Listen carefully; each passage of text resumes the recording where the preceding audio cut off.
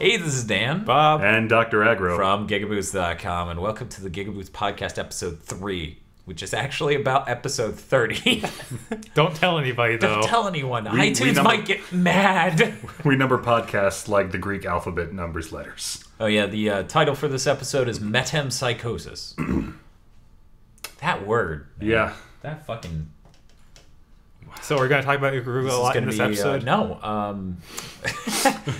This is the episode for July 18th. Hey, guys. Hey. What's up? What's up? Not much. Just kicking it real casual. You know how I am. How about that? Just got this mic set up. This is just what I do all day. Is this business casual or real casual? No, I'm this not is sure. this is casual business. Yeah. This is It's 2 parts casual, 1 part business. this is formal party semi laid back. Okay. You wear a tuxedo vest, but you do it over a t-shirt, but not ironically. Is that possible? Huh. I have seen it. Do you not wear once. pants? I saw a video of it. It was in a suburb of Seattle, and it was the mid '90s. Oh, okay. It was like staring into the sun. I find watching a lot of movies from the 80s feels like that. Like Twins. The Was that was early 90s, wasn't it? No, No? that was an Was it 80s. 80s? Okay. Yeah. I just Ahead of its time. I keep staring at it and feeling the pain that it's boring like a hole in my thought space. And the whole time, like as I was explaining about, like you have 2 extremes, and these are things I enjoy a lot, like things that are exceptionally good or just great, and then things that are so bad that most of the time I'm watching it, I'm not even enjoying it. Like it's not even like campy bad, like Birdemic, Right. like that I enjoy. Like I'm just like, that's so unbelievably what the fuck. But no, there's just like the lower region begins at so bad that I'm so stunned the whole way through, thinking about who the fuck enjoyed this, because I'm looking at the box office sales. Like I'm staring. These fuckers made $80 million. You know, Made, no, like that's profit. yeah. The movie cost 40. It grossed 120. The movie cost $40. Now, I have a theory about this. Yeah. That this masochistic psychosis you have, this is what happens when after irony runs its course, and we have fully mined so bad it's good for its purely ironic enjoyment, that we now have to move up that rank into just really, really bad in order to feel anything in the hollow that sarcasm carved out of us in the 90s and at the turn of the century. Okay, so you're saying quality-wise, we'll have to move up from the absolute worst to just about the absolute worst. No, so I think the absolute, like just above so bad it's good and into just normal bad is kind of the bad hangover as we move into the new sincerity movement. Ah, yes. I can see that. Honestly, there's I think Bob has seen this a couple times. Like, there's that uncanny valley of like an action movie where I'm like, this isn't retarded enough. Yeah. This Just isn't that even, moment where, is fuck, I'm supposed to? Oh, damn, no. Like the Expendables. Yeah. Man, I still am having problems with that line from Expendables 2. Oh, God, that. Have you seen Expendables 2, Aggro? No. Okay. Why not? Because no. I saw the trailer for Expendables 2. Fucking... So, who was the guy who delivered the line? It was Schwarzenegger. Schwarzenegger's there. Bruce Willis comes up. And he's just shooting over a table, right? Like, this is the murder spree at the end of the movie. Like, they're shooting wildly over a table. And then Bruce Willis comes up and he says some shit. Nothing of consequence happens. He walks away. Who's the next person who comes up? Because I know who it isn't. Because it isn't Stallone. Right, it's not Stallone, but Some another other action hero fucking comes up. Hell, I don't even think... Maybe it wasn't an action hero. Maybe it was the Old Spice guy. I don't remember. But in any case, I'm pretty sure it was an action hero. Comes up. They have a small exchange, too. You can see on Schwarzenegger's face this Oh, it was flicker. Norris. It was Chuck Norris. It was Chuck Norris. You can see on Schwarzenegger's face this flicker of, like, I can't believe this. And I'm like, this doesn't... Why is he expressing that? That doesn't make any sense for this entire movie. Because they aren't themselves in the movie, right? But what rolls off of his mouth as Chuck Norris leaves is, "Who's next, Rambo?" I'm like, you know Stallone in this movie. You've seen him already. You know he looks exactly like Rambo. What?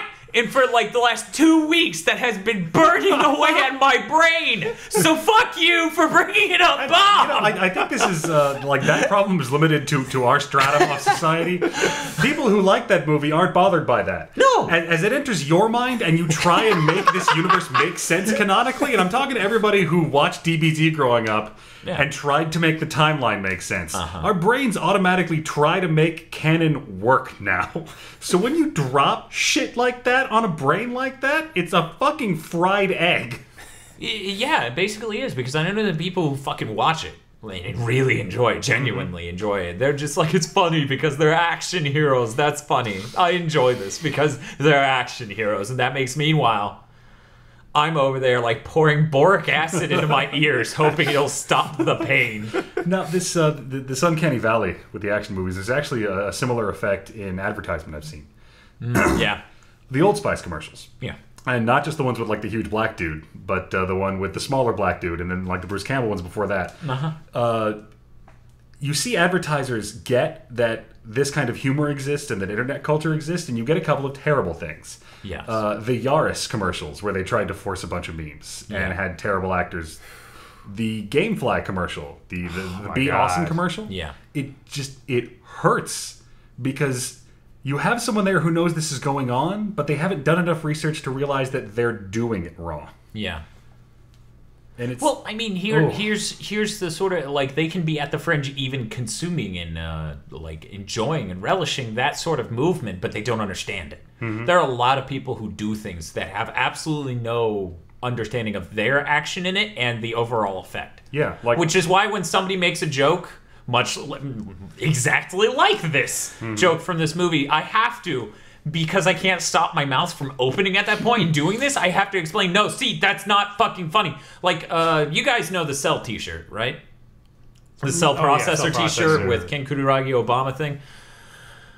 So somebody commented to the low-level programmer, Jamin Kessler. Everyone who listens to the show is going to know Jamin Kessler by episode 5. Like, Jamin Kessler, who doesn't fucking know? He's a fucking celebrity, right? What do you mean he's just some asshole? That's how computer science works, right? The people who do all the important work are the famous ones? Yeah, they're fucking rich as shit. But like the guy who invented Cobalt and all that. Those guys are famous, right? Yeah, they're famous. Fucking Gary Gygax stuff. It's like some chick everybody knows, right? Yeah. I don't know. But fucking Madame Curie. They're taking up orders. Oh wait, I shouldn't advertise this. In any case, he tweeted that it was really cool that Ken Kutaragi didn't have a problem with this, and he was honestly surprised, and like he felt.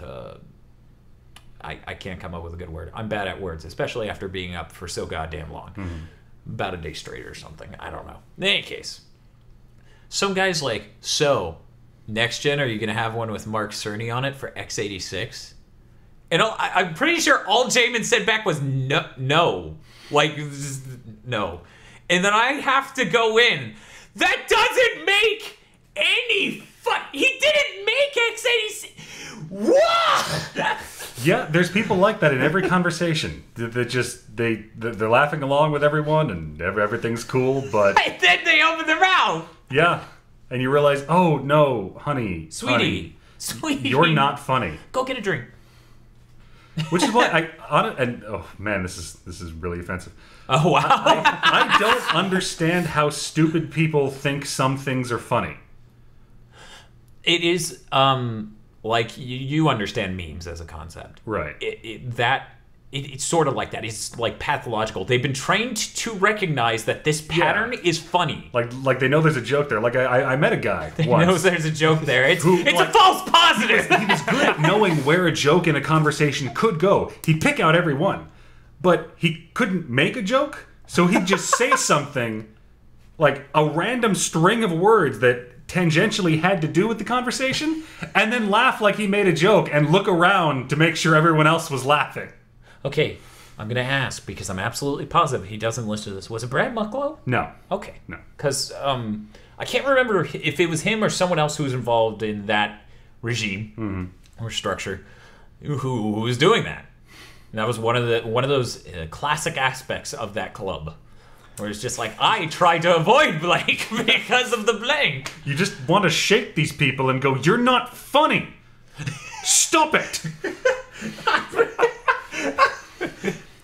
I'm positive there's a small but furious movement of people on the internet who think that way about us. Yeah, and fuck them. That's a pretty good way to go about it. Yeah. Like, what was it? It seems like I really can't drop things a lot of the times because I really don't forget some of this stuff because it's so, like, unbelievably, like, wow. But I still remember, like, for the first year of GigaBoots, every quick play that would go to M4G, or at least a third or half of them, there were comments, "You aren't the giant bomb!" I'm like, we didn't say we were. Dude, I just said rasterizer. I know we're not the giant bomb. Those guys had a conversation trying to explain.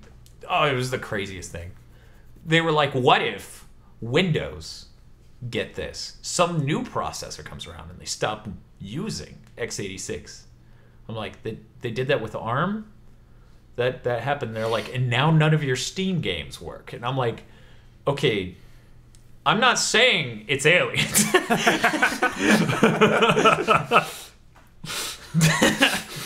We got into that territory, which, you know, I feel, I'm glad that, like I hear people like Eric, guy who, you know, if you go to the very first actual podcast we did at GigaBoots, Eric's in it. Mm-hmm. Is that the only one he's in? Probably. Yeah. He's in a great Mega Man 4 quick play. So several great Mega Man 4. He has this huge issue, and this is going to seem funnier because we're referencing that if anyone watched that and is listening to this.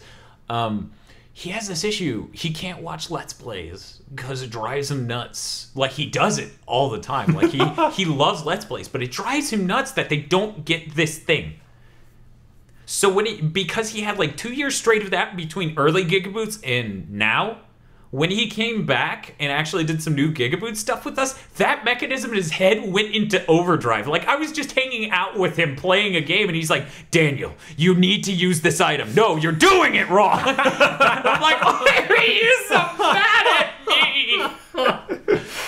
And I'm the point I was getting to is I'm really glad that I can sort of deal with that. Like, oh, this person doesn't know they can do that. That's dumb. Like, that's the full level of that. But the moment they're like, what if? Why can't the PS4 play PS3 games? And that's when I check out.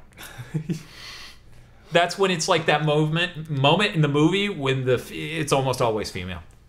Which it kills me because I like seeing males. I like this scene in a movie where it's just the person screaming furious, the eyes running, like face turning red, and all you hear is the high pitch like sound. Yeah, that's me. The moment somebody says something unbelievably, like, fucking out there technologically like that, like, why can't, or wait, I liked the family sharing plan.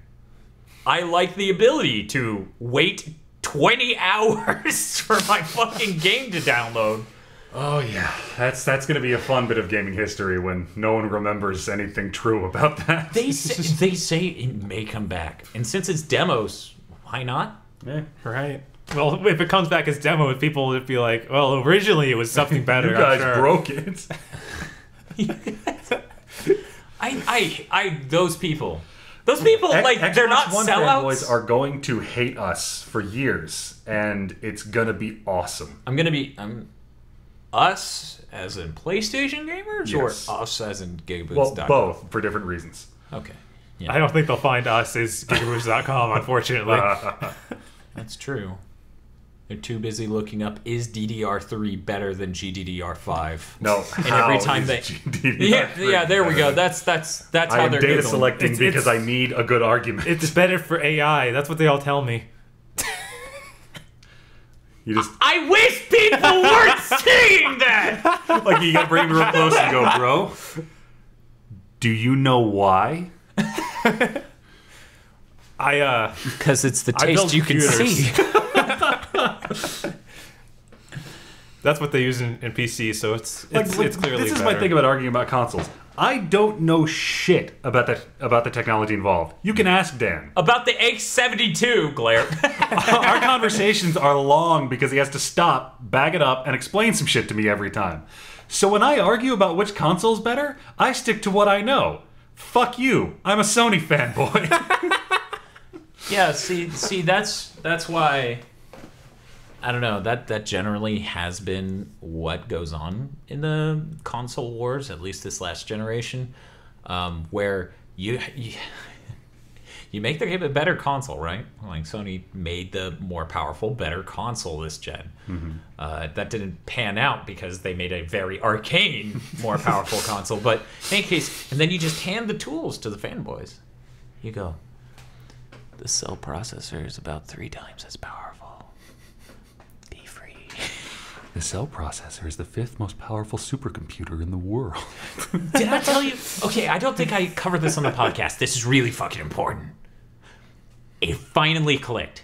Yeah. It took 7 fucking years. 8. It took 8 fucking years and it finally clicked. When they say supercomputer on a chip, that isn't bragging. The only way that thing works is if you code it like a supercomputer. You have to be like, okay, all these tasks are going to different places. Like, I'm being serious. Like, and that just clicked. Because every time they said it, they made it sound like, and we've got the biggest dick on a big dicks. We are the biggest. Right next to Shaquille O'Neal. Oh, I miss teraflops. Well, now we have real teraflops. But fake teraflops were better because if you lied about the number, nobody cared because they just lie about a bigger number. I did a 7-paragraph article detailing the exact level of gigaflops that were in the PS3. I cared. I cared a lot. CPS Minix like, hey, Dan, most of that's padding. It's actually this. And I'm like, oh. He's like, don't worry, though. The 360's even more horse shit. And I'm like, yeah! But see, Dan, here's the best part about the internet and about the console conversation. Because you know what you're talking about, no one cares what you're talking about. Yeah, I've been to NeoGAF. Right. God. This guy from this company said that their middleware lighting solution, their middleware global illumination lighting system works just fine on the Xbox One. And that 5 gigs and DDR3 is good enough for it. Did you expect... No, real quick, I'm assuming that you think that means anything. And for you to think that means anything, that means you expected that to possibly not be the case. And that he would come out and say, it runs like shit on the Xbox One. Don't fucking use this. Why would you buy our stuff? If you're going to build a straw man argument and then tear it down, it's courteous to actually let me know what the straw man argument is before you drop the mic. Okay? Fucking... It's just like so many things like that popped up on NeoGAF since E3. Hell, since the Xbox One unveil. You know, this kind of sounds old-style nerd elitist, but I think this is a problem of a huge number of normal people trying to work in the formulas of geek argument. Okay, here's what I've been thinking. Tell me what you guys think, because you're my same age, basically. So we grew up in the age of severe bottlenecks everywhere on a computer. Like, oh, that isn't in the L1 cache or L2 cache. Well, one moment it's pulling it from RAM. And, you know, that shit was so slow back then that you could tell when something wasn't available to be processed on. So bottleneck, boom, thing stopped running. Encarta is trying, man. It's just hands on keyboard. Give it a minute. Give it a second. It's thinking about it. You can hear it working really hard. And then fucking the hard drive. Like, you would hear the hard drive click, you would wait, and then like just that alone gives you, I think, people of our age and older, some of them, most of them, I would imagine, an idea like, okay, there are parts in this machine that work. Like, it gives you a natural feel for the understanding of a bottleneck as a concept, and like, oh, it's doing. Yeah, we were there in a time when that was when everywhere. Things, didn't click run right. start bar. I'll be back. Sandwich time. Yeah, like push that power button when you come back. Why did it crash? What the fuck? God damn it, Windows Millennium. Windows 95. God, kill me now. Fucking God. But yeah, it's just like the current generation, like people who grew up with the 360, they didn't have that.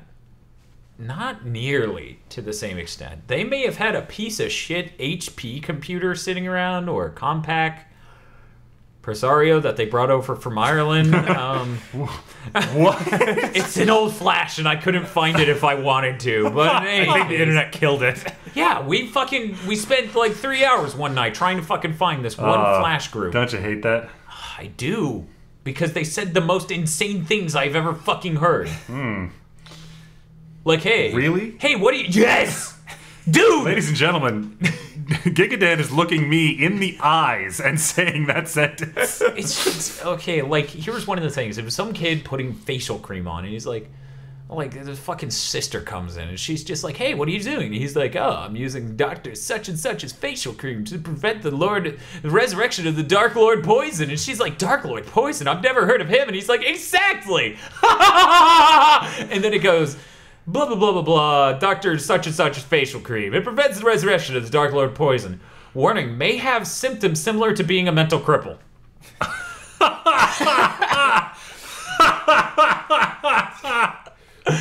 Like, it was just... like, so much shit like that on that one site. And I'm just like, this is amazing. And I kept going back to it every few years. And then it was gone forever. So, Bob, what are you playing? Oh, wow. That's a turning on the dime here, aren't we? Yeah. I guess we can make this easier for you. What did you buy during the Steam sale? Already too much, and none of it which I'm going to play, I bet. Awesome. Good. What was it? You're a great American. I just bought Gunpoint. Okay. Cool, and cool. What else did I buy? I don't even... They were like... Oh, right. Surgeon Simulator 2013. I played a little bit of that. Good. I was this close to picking that up. It's honestly, like, I'm not enjoying it as much as I did the original release. The demo. Yeah, because when you pick up the hammer in this version, you can't just bust open his ribcage and be done with it. Aw. I'm like, what the point? What's the point of this game? If I can't sunder a ribcage, why am I even playing this game? I'm looking at you, Bethesda. And there was one other one. Oh, right, I picked up Hotline Miami. That was it. Oh, yeah. Yeah, I saw you pick that up, and I'm like, good, because I was about to. It's a really complicated story. I'm not going to get into it. But ultimately, I didn't end up with a copy of Hotline Miami. And then I've been playing a lot of Dynasty Warriors 8 because that came out yesterday. And A lot. I've Not a bit. A lot. Does it have online? Yeah, it does. I haven't touched it, but it's there. We should probably check that out before the quick play. Probably. See if anyone's playing that. I just think about Dynasty Warriors Online as like a 32-player match of Dynasty Warriors characters. God, We've been waiting Holy since Jesus. They made a Dynasty Warriors MMO. Yeah, Dynasty Warriors Online. Yeah. I was playing it, but I can't remember anything about it. So I'm like, did I really play I that? hear it ran like crap. And it didn't play anything like Dynasty Warriors. It's just very different. That's what I heard, but I haven't tried it either. Aggro, what did you buy on the Steam sale? Didn't see that Antichamber was on sale. I'm sorry. So I didn't buy that. Oh. I did buy RPG Maker VX Ace. VX Ace. I love that program. It's I don't have to learn action scripting anymore. I get to just go into the menu and insert function. Yes. Yes. All the good feels of creating content without the hard work. And when you're done, it even looks like a whole block of code. Oh. Yeah, so I feel accomplished. That explains the trailer I saw. Yeah. I also bought Deus Ex Human Revolution. Not because I'm ever going to play it, but because that shit was $2.39. Oh God, buy now. That was how I learned I have apparently memorized my debit card number. Because I didn't even pull out my wallet and I bought that game.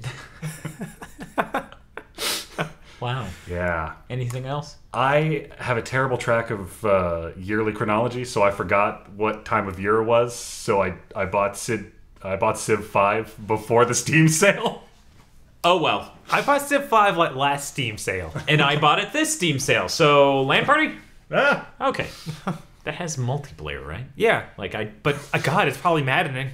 is probably insane. Like, why aren't you taking your term yet? I need this. I'm researching things. Fucking, that's why we do, what was the name of that? Okay, that's why we do God's Eater Burst Vita LAN Party while doing a Civ 5 LAN Party. There we go. There we go. That soon it can be Dragon Crown's LAN Party. Dragon's Crown? Yeah. Dragon Crowns. Dragon crowns. Dragon. Some other people need crowns. Stop wearing them all. Jackass. I mean, I know you've got Dragon's like, pretty big. like 6 heads and 10 horns. Wait, where have I heard that before? Oh shit. Bob, your creaking's getting into the mic. I know. Bob's looking very angry. He's like, that's his wrist making that sound. He looks like he's about to rip his hand off. Hope there's a Mega Buster there and shoot someone. I'm just kidding. Anything else? That's all I got so far. Man, this was the first year I had really nice disposable income for this thing, right? Okay. I fucked up. Yeah? What'd you do? 15 games. What? There wasn't even that much good on sale, There was, man. because I haven't bought all these games that I wanted. I got Fez, I got Antichamber, I got Blatant Disregard for Gravity, or whatever that thing's called. I got... God, I do so much. Another World, 20th anniversary I saw that Age of collection. Empires 2 HD edition went on sale. I was like, $10. Guys, this is still just HD Age of Empires 2. I own Age of Empires 2. I want this game for cheaper than $10. Yeah, I checked out Age of Empires 3, and it's 20. What? I know, right? Because I realized at some point one of my anecdotes with Civ was actually Age of Empires. Like, I got them mixed up in that anecdote in my head. But I have played a shitload of Civ. Yeah? I played way more Civ than Age of Empires. Huh. Super NES. There was a SNES version of had no the idea. original Sid Meier's Civilization. That sounds like it would not translate well, did it? Okay, fuck you. SimCity's amazing on the SNES, and so is Civ. Okay. Go fuck yourself. When are they going to make another ActRaiser? Never. Yeah, that's... I think was that Quintet? No. Wait, yes. I that would was Quintet. totally LAN ActRaiser. I have some things to talk to you about I'm like after this. competitive So ActRaiser. remember that. There's so much more, and I can't remember it just this second. I wish I could pull up my Steam library on me my and fucking Bob hit app. the Steam sale and bought some stuff. I think you got hit by the Steam sale. Apparently. A little bit, yeah. I totaled it out the first Did day, you buy and I'm like, these? I own all these. Okay, I guess I- that shit want to happened. What was it? I got a review copy of one of them. Origins, Forget which one. right? Was it Origins? I think so. Because that was one I was like, Maybe okay, it that's was- pretty cool. I'll go Maybe buy it was that. 2. I don't remember. But I didn't get 1 and 2 for free. So I went and bought that. So yeah, I had all the E's. Like, I fucking love E's. So, you know, I soak up the E's into my body. And it is with me at all times. Antichamber. Okay, so I'll lead into what I'm playing. Okay. I played Antichamber during my work week, and let's just say that day was full of a lot of energy drinks. I would say maybe one too many. I don't know. I don't know if it was Antichamber or the energy drinks, but about, I don't know, 30 minutes into Antichamber, I started vomiting. That game is so fucking with my head that I really still don't know. Like, I'm terrified to go back to it because I'm like, what if it wasn't? I need to play this. Yeah, Like, dude. I keep waiting to. Like, it really does, like, every instinct you have in a video game, it's just gonna completely do the opposite. And when you think, oh, okay, I'll do the opposite, no. Then it flips it again. Wow. I was on the button on that one. I was like, yeah, I should buy this, and I didn't. And it's like, okay, what was it? There's this moment where you're walking down a hallway, nothing's there, but then as you move towards it, stairs appear and it takes you up through the ceiling. So then you're like, but I need to get down there, and you keep trying to figure out, but it turns out if you don't walk onto the steps, if you leap into them, you fall through. The whole game's just full of like fucking weird rules, like no, if you walk, you'll build up so much momentum in the room that the bridge will explode. You need to walk slowly. So you have to hold the move slow as shit button as you see like this terrifying quantum like atom shit above you in the air, and your movement agitates it, makes it red and like get fucking scary looking. There's just so much of that in the game. It is fucking trippy. It really is. Like, that was such a good purchase. I also bought Civ 5, which I said earlier. I pretty much... I keep meaning to go back to Diadra Empty. I didn't have time during my work week. That Rocket Android game. Oh, we still okay. haven't That played. one. The one with you play as The a little huge play area. Yeah, huge with play the area, schmuck. tiny ship. Okay. Yeah, there's got to be more in there that I need to dig up. I just need to look up a video on the internet of somebody else playing this. You know which one we don't know to go back to? 99 Spirits. Dude, don't spoil it. I'm quick playing that with Aggro sometime. Yeah? Okay. What? Are there lollies? No, wait, shit. Maybe. I don't... Only in the prologue. What? Well, she was young. In the year 2086, And all of the lolies died from Lolienza. Is that like Robo-Enza? Yes, but it only kills But lolies. stupider. No! I mean, Robo-Enza did kill robot lolies, but... Yes, this is tragic. Tragic and true. So, Bob, what have you been playing? We started on me. No. We did. What did you buy? Oh, God. I said I was playing Dynasty Warriors. Oh yeah, He that's did. right. You didn't say what you were playing. Bob fucked up and did it wrong. We didn't fucking ask what you were playing. Can you play RPG Maker? I played the game I made RPG Maker. Everyone, a moment of silence. Let's figure that out. Just ruminate. Can you play RPG Maker? I think that you can have a little fun making game, right? If EVE Online is a game, so is RPG Maker. No, see, EVE Online is more of a game than RPG Maker in the sense it has more numbers. I'm fucking serious. Like, you don't understand. Much like the people who we were talking about earlier who do jokes. You know, they're like, oh, that's no, false positive. This is a game. False positive. Those are numbers. Those are economics and political action. I follow like every halfway decent gaming podcast on the internet now, which has filled me with more bile and rage than usual, but it also allows me to extend my tendrils and get all of the information ever. So, apparently Dan is actually see an enemy. No, I'm that guy from Superman. I dropped the tentacle illusion. I'm like, okay, wait. Complete clairvoyance equates to see an enemy in your head? You had weird beach experiences as a child, didn't you? Unfortunately. Look, Mom, I'm psychic. Come closer to me, child. I will reveal the secrets of the universe to you. Sting. I am sorry. There is a price for my knowledge. Are you eating a clownfish? They are delicious. Well, see, the clownfish are immune to seeing enemy stings. Only the ignorant see enemies. He has learned. I can't do this anymore. Okay, so apparently Dust 514 incorporates really cool ways with EVE. Like, for example, Reddit has a clan, guild, whatever on EVE. Goon Squad, right? Wouldn't that be something awful? Reddit? Oh, yeah, you're right. Something awful like Goons. But in any case, yeah, Reddit. So they've been trying to take this planet because they want the mining rights this whole time in EVE, and they keep trying, and it's just not fucking working out. They just can't figure out the way to strategize and actually do it. So when Dust comes out, they're like, wait, here's an idea. And they just get enough people from their guild to fucking go play Dust, and they take it by force. They're just like, it's ours! Nice. Yeah, so adding there's a that whole other element. corporation. I love that kind of cross-game play sort of shit. I want more of that. And also, when the update happens where I can fire a gun into the air in Dust and nick a ship in EVE Online, that's when I'll play Dust.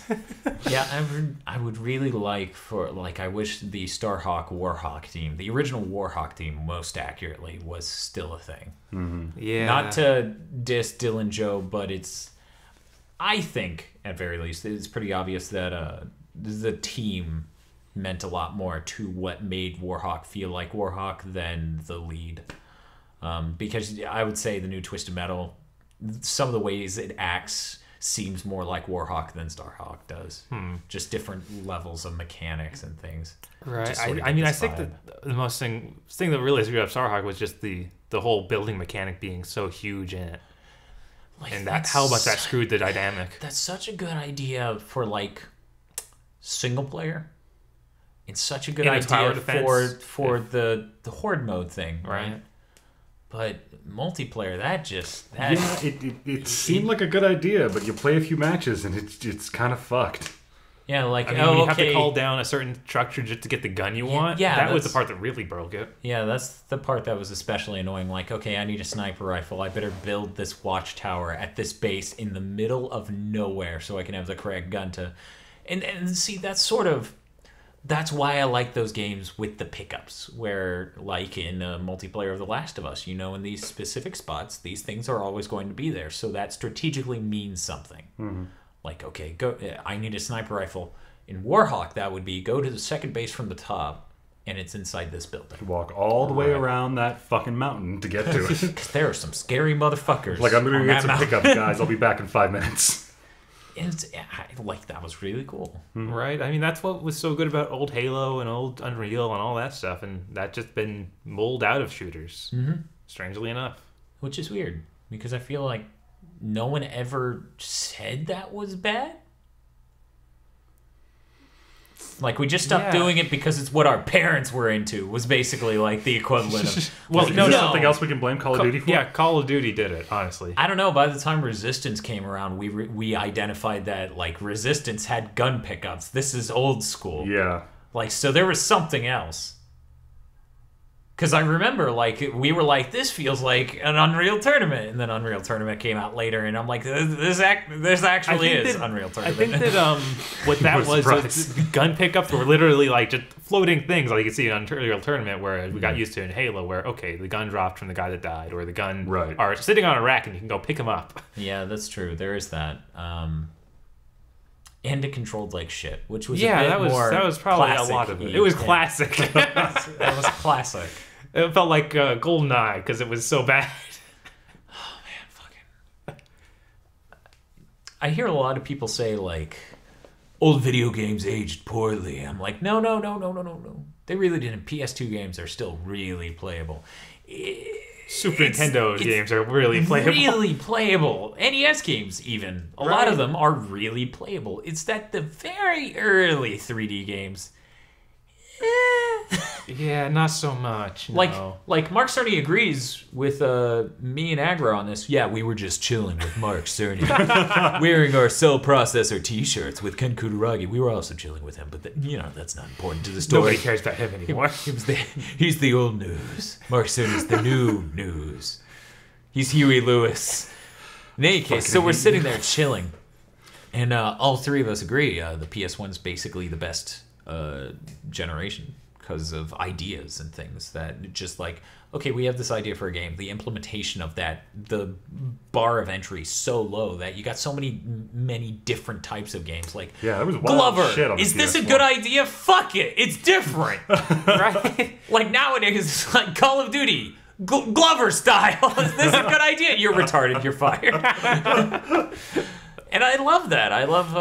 And I think we're going to see a lot more of a movement back to that on the PS4. And Mark Cerny actually... Wild 9 2. Shit, really? Thank you. I didn't even like this game, but thank you. What was that? I don't know. The commercial didn't tell me. I know Wild Arms. I knew I wanted it. The commercial was a boardroom where they decided to make a fucked up game because it was different. That was the commercial. I still don't know what it was about. I actually played it and or saw quite a bit of it. I can't describe it at the moment. It's been a really long time. None of us motherfuckers have ever played Omega Boost. Omega Boost? Yeah, it's such a huge PS1 game. It's a flying shooter that it made it into that Eiffel 65 PlayStation song. Yeah, they're like Omega Boost, and I'm like, what's Omega Boost? That sounds awesome. And I read in a magazine like Omega Boost, but they never really, you know how magazines were. Like I fucking got Smash Bros, and I had no idea that it was constrained to 2D. Right. Like they never fucking said that. They always, for their screenshots, they pause it and turn the camera so it looks cool. And I'm like, You fucking dicks! Right. I bought this thinking it was 3D, and I was pretty fucking disappointed for like 6 hours, and then I was like, "This is the best thing ever." Right? We're like, "This is novel. This is good. This is fucking good. What the shit?" This hand is awesome. Why is that a thing? Right? Like, what game is this from? I don't know. I didn't play some of the Kirby games. Is this from you guys? Did you do this? Can the trees see the Glover? Fucking, that would be awesome. Maybe Gex is in there. Is that he was Nintendo? The adventure mode of the next Smash Bros has the Deku tree. It's just like, what's up? And you're like, do I really gotta go inside you and do that whole? Yeah, the whole temple. Come on in. Have fun fighting Goma, bitch. Goma would be a great Smash boss, actually. Yeah, that's what got me started thinking of it. But it could be what was it? Oingo Boingo? Oh, shit. Bongo Bongo? Yeah, that's it. Yeah. I think Oingo Boingo might be a band. Oingo Boingo was a song. Yeah, it was the band. What's the name of the guy? He's not. He does movie music, but he's not John Williams. Okay, is he good? He's not John Williams. He's the other one. Hans Zimmer. What is that other one? Oh, right. Man, fuck you two. If it's not Harry Gregson Williams, that one. No. Okay, if it's not Harry Gregson Williams, Hans Zimmer, or that other guy, fuck him. Right, that other guy. I can't remember his name, but it was a band he was in the 80s, and they're the ones that did I Like Little Girls. That was on Go Boingo. Wow. Yeah. And I said those words. Yep. I feel dirty. I remember a lot of songs in the 80s, you listen to them like, let's see what the song's really about. I'm like, surely the song is just, it sounds like that. And then you listen to it, no, it's actually about that. Splendid. Wow.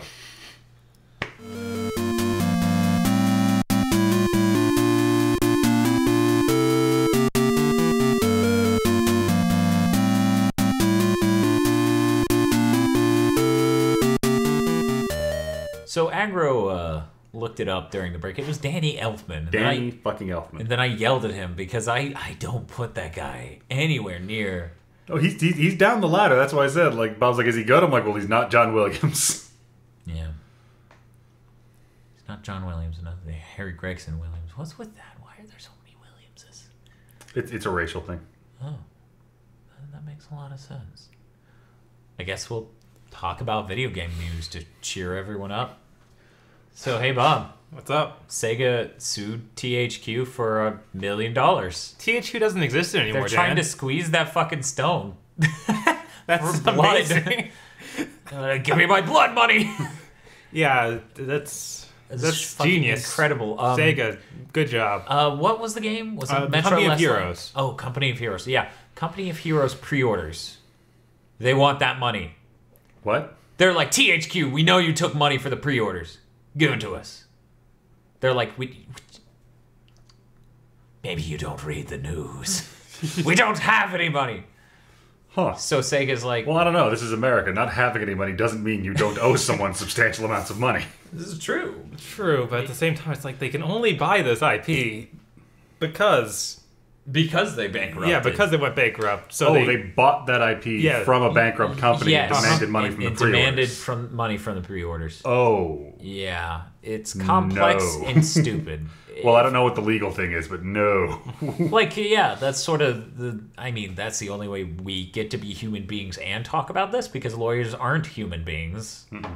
So if they talk about this, it's a textbook.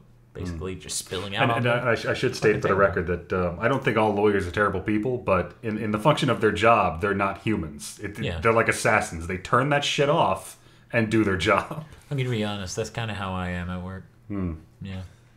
So when I'm listening to these people on these podcasts being like, Joel's a bad person. The point of the game is that Joel's horrible. I'm like, psh. He was kind of reserved. I think I would have taken the long route through the snowy town. Are you guys pedophiles too? Like, oh my God, I need some more. Thank God you found me. We need to run. Like, wait a minute, Ellie. I'm pretty full. Hands shaking. Like, if that game were 10 hours longer and there was no resolution, just still going through the wilderness being chased by cannibals, at the end, Joel is eating people, but he has made a moral delineation between him eating people and everyone else eating people. He's eating people. He's so crazy. He's citing a Bible that doesn't exist, and he keeps ending his sentences with, "So it is written in the book of rage." Okay, now we need Last of Us 2. Now I'm ready for that single-player DLC. Right. So Infinity Blade Dungeons is officially canceled. This is actually funny because like some time ago they were like, "Oh yeah, Infinity Blade Dungeons, we shut down that developer. They're not working on it. But don't worry, Epic's like, we're gonna make it. It's still in the works. Don't worry. Chair Entertainment, which is the people who made the original Infinity Blade, and they manage the IP. Oh, okay. Yeah, because they were the original developer. Yeah, they also made Shadow Complex, didn't they? Did they? Pretty sure. I don't know if Chair made that, but they might have.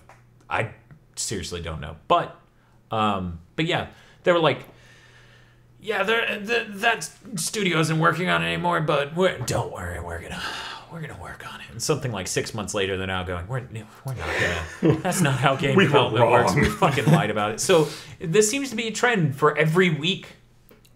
Every time we do an episode, a company's gonna be like, we lied. Ruin isn't real. I believe there's a tall, thin man in a dark suit with a great mustache walking from company to company going, "Dude, we're not doing this promise the game's going to come out for 10 years shit anymore. Shut it down." Who are you? Shut it down. I really wish, I understand it's an industry joke. And Geoff Keighley needs something to get his kicks from, but I really wish he would stop asking Jack Tretton about the agent or whatever, and that Rockstar game. Like, I really wish. Well, the agent is that Rockstar game. Okay, yeah, so that's. I don't know. Somebody needs to ask Jack Tretton about the agent. Every year for 5 years running. That's why I need to rehire Kevin Butler to send him to E3 to answer questions about the agent. Vice president of it's a development. So has been ported to Oculus Rift. People who listen to the Raw podcast regularly know that was my number one request for the Oculus Rift.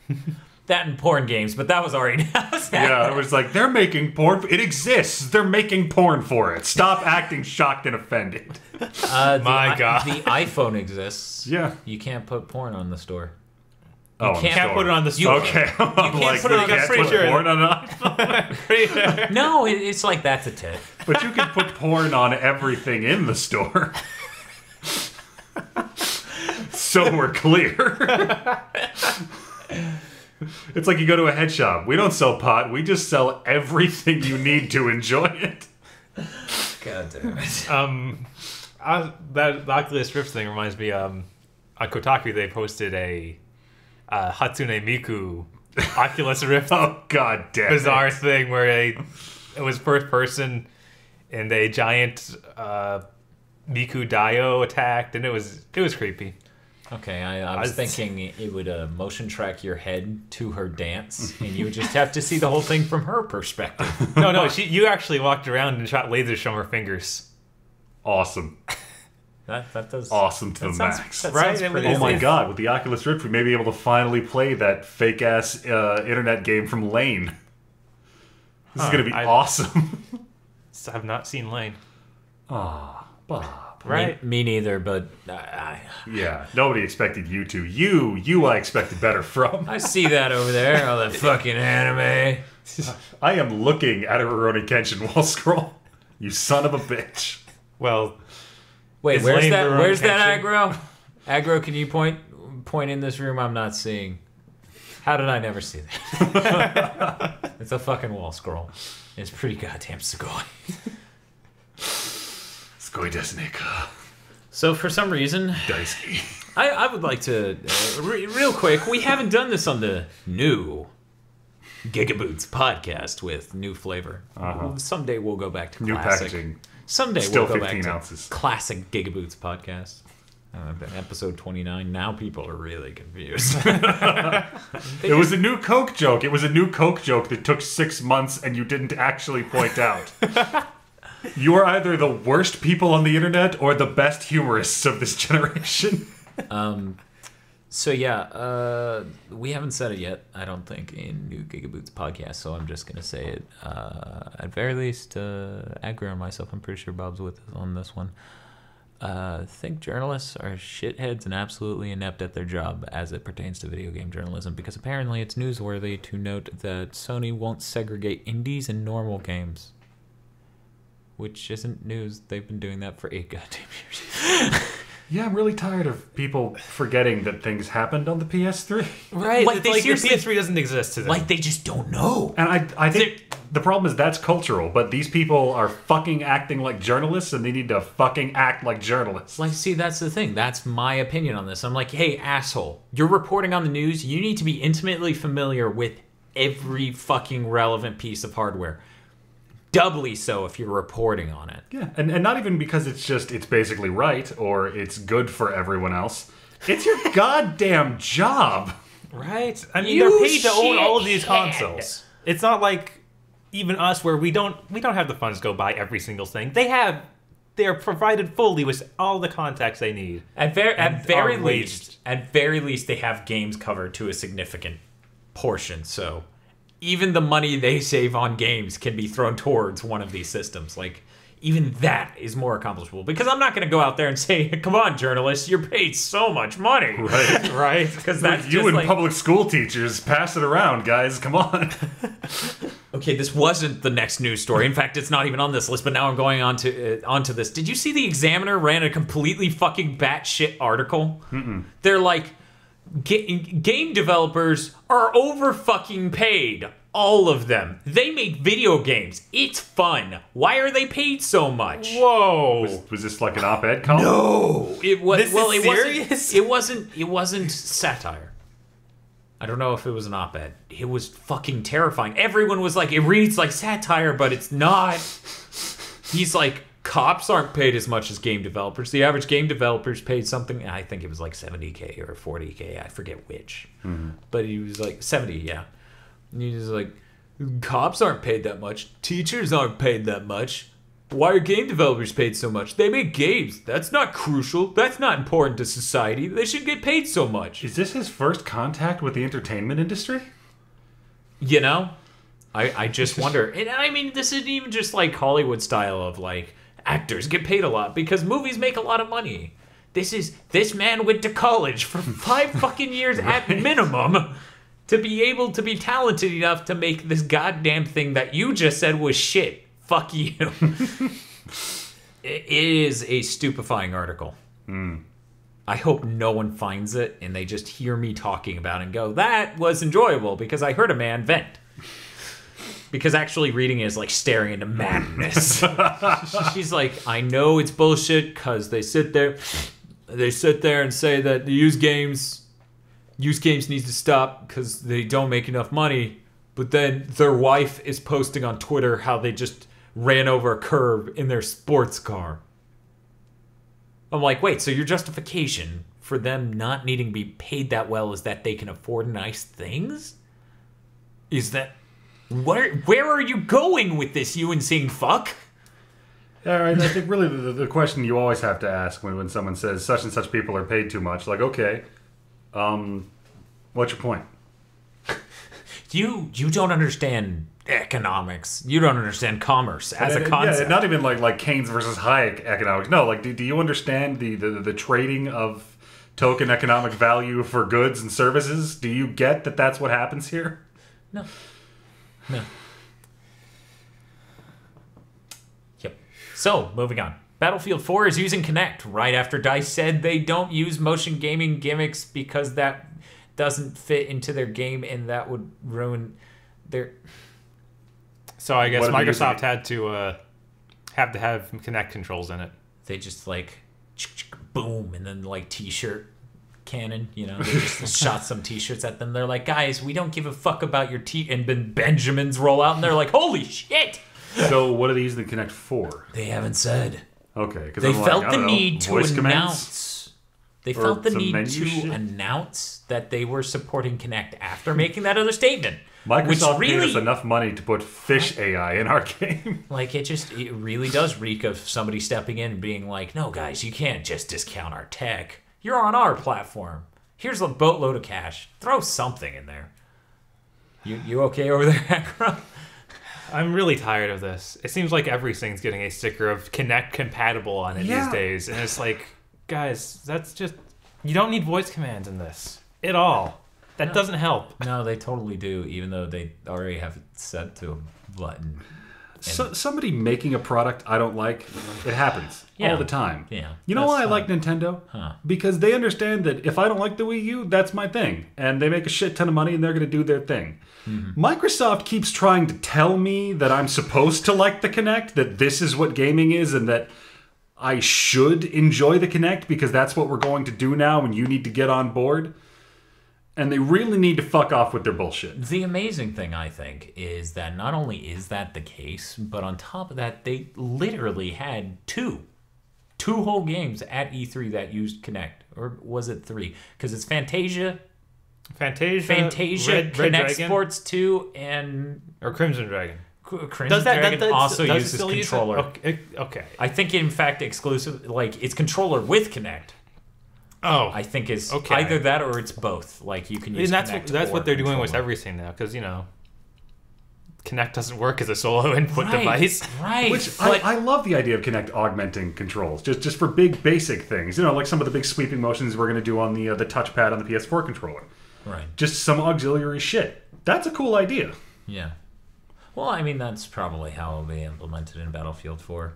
I mean, really, who knows how to make a fucking game. This just fucking combines into the weirdest combination of, like, you forced us to buy this thing. It's a games console. You insisted it's all about the games. You made no games for this thing you forced us to buy. The thing you made and forced us to buy isn't even inherently compatible with games. Like, the latency on it is so huge, it cannot be the sole interface for a game, or it will just suck. Yeah, the Kinect is a sinister black piece of hardware. Right, like, I forget who was talking about this. I think it was a developer, probably at Microsoft. Yeah, it was one of the Microsoft developers. They were talking about the Kinect almost costs as much as the entire fucking console. Wow. Yeah, DDR3 is fucking cheap. There's nothing impressive about their console. There really isn't. I mean, people keep saying it's the $100 is what it was, and I was like... Yeah, no. Fuck no. The fucking Kinect was like $80 to produce when it came out. Right. And that thing is fucking piddly compared to this. Mm-hmm. Like, unbelievably piddly. I mean, sure, we removed the motor, but that's a fucking motor as compared to doing full 1080p feed along with this touch-of-flight fucking connector, blah, blah, blah, latency improvement, blah.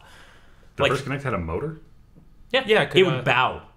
It was the coolest thing it did. It would just fucking bow. It'd be like, Oh, that's kind of awesome. Yeah. They're like, yeah, the Japanese are going to love this. And then, the Japanese, so sorry to report to you, American Microsoft house, Japan small, no fit. Fucking garage, we don't have those. Fucking streets, people take it. I know, this is crazy. Japan, theft. We go up to rooftop, cemetery. This on the fabric. Wow. Yeah, Episode 3, first dishonor my family joke. I thought we did so well. High five. Good job. I'm really proud of us. That took a lot. I feel like my relationship with Japan is kind of like a girl that grew up without her father and then meets him, but he didn't know about her, and she's all pissed off at him for not being there, and he's like, what the fuck? If I ever met Japan, I'd be like, Japan, you fucked me up as a kid. Japan's like, who the fuck are you? Get out of here, Ginger. We don't have room for you. Hey, Japan, I love you. I love you, Japan. I want to fuck you, too. Square Enix insists that, of course, Dragon Quest X MMO is coming to the States. Of course it is. Stop asking. Wow. Dates? What? Why would we? Dates are delicious. Pulls them out, starts eating them. Dude. Okay, when we go to E3, we're bringing some dates. Okay. So, I would like some dates. How about you? And the guy's like, we don't have a date to... And then I just told him. And then he's just like, what the fuck? You know, I'm offended. Of course we're bringing you to the States. Like, Square Enix, I know you don't live in America, so let me explain this to you. We don't get cool Asian MMOs frequently. Yeah, we don't even get things from you guys. Like Phantasy Star. Where's Final Fantasy Type 0? When you motherfuckers bring us the Dragon Ball MMO, then I'll fucking buy 13. I'll buy the DLC. I'll buy 13-2. I'll buy Lightning fucking Returns. You bring me that fucking Dragon. You go to Korea and you bring that shit over here. I hate you, Japan. I love you. They want to fuck you too. Hotline Miami 2 was apparently going to be DLC initially, and then they were like, oh, this is actually too cool for DLC. Let's make a full game out of it. They're planning some pretty cool stuff. The story in 2 is going to interweave with the story 1, and you get to play as multiple characters from multiple factions. Like, these are features, and they realized after looking at... Like I've done this in my head a couple of times, so I'm like, here's this basic game concept. Ooh, I love this thing, and that thing. And that thing over there. And then I realized this thing will take 4 years to make. And you know, it's not going to take 4 years for Hotline Miami 2. It looks like shit. But I'm like, thank you, Devolver Digital, for allowing me to run ads on your game on this preview I know you didn't watch because we called you bros and douchebags. Thank you. We didn't call them douchebags, just bros. Maybe we did. Maybe I did. You might have done that. Maybe. Who are we talking about now? The people who made Hotline Miami. Oh. They were asses in the middle of some award ceremony, and that's really... They saw that, and they fully aware of, we were kind of jerks. Dude, I think that's how I'd be as a developer. I think I'd be that guy. I think going Phil Fish style is the best way to go. Be a gigantic asshole, but be aware. I'm a gigantic asshole. It's the fucking best tweet I've seen from Phil Fish ever. Fucking like yesterday or some shit. He tweeted, instead of everyone going to PAX or GDC, all the indie developers should just go to a gathering of the Juggalos. I think these groups could learn a lot from each other. So Hotline Miami 2 originally going to be DLC, and then it became a full game. My God. Hotline Miami 2 DLC is evolving. DLC is evolving. DLC evolved. B button. Press B button. God damn it. So Viacom lost a lawsuit with Harmonix over dealing with bonuses relating to more of this freaking not paying out bonuses. What the heck, dude? The game industry, that's been what it's been all about this gen. That's terrible. It is terrible. It's horrible. We've seen empires rise and fall over not paying bonuses this gen. It's fucking true. Like, USA 2 was a lot better than USA 3, but USA 1 was the best. Like, I hate the fact we keep switching the nation because no one's paying each other bonuses. Like Rome, they lasted a good amount of time. The United States keeps falling and coming back up. Just pay some bonuses. Welcome to the GigaBoots. I want you to know, I didn't understand what you were doing till halfway through that, but I felt like I hated you all along. I gotta say, I'm with Aggro on this one. That's because you believed. I think hate travels back in time. It's like reverse speech, right? But yeah, so $299 million getting paid to Harmonix over this shit. Good. Fuckload of cash. Yeah, like regardless of whatever else is going on, I'm like, oh good, Harmonix got a shit ton of money. Right, like nothing but good can come from this. Even if they're making some terrible game on Connect.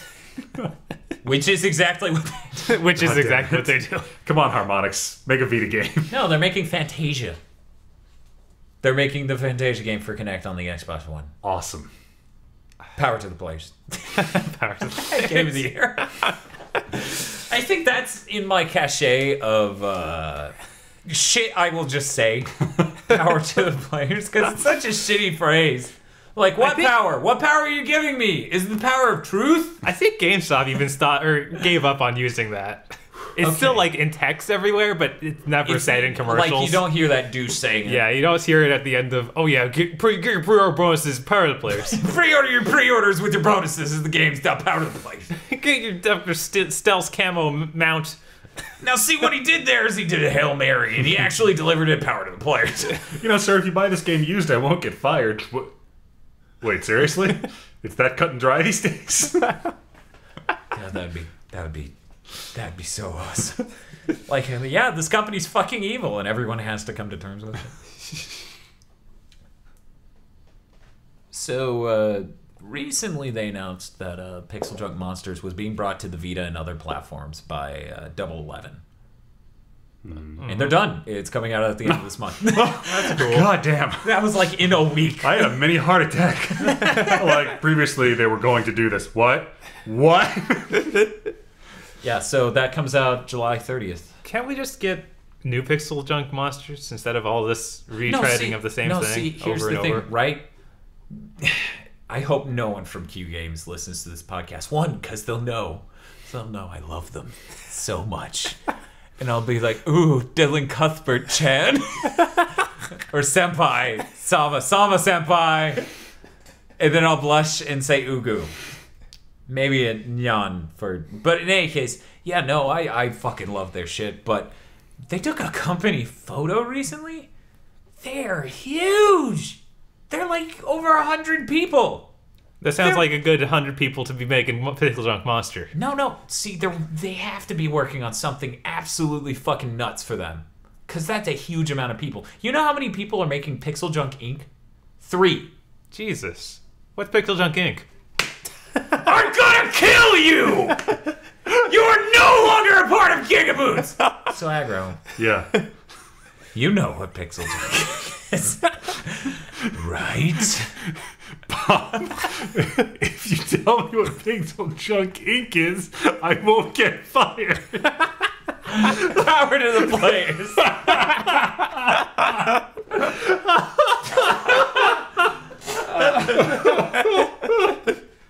I'm going to divert his attention. Maybe they're making a Pixel Junk Monsters MMO.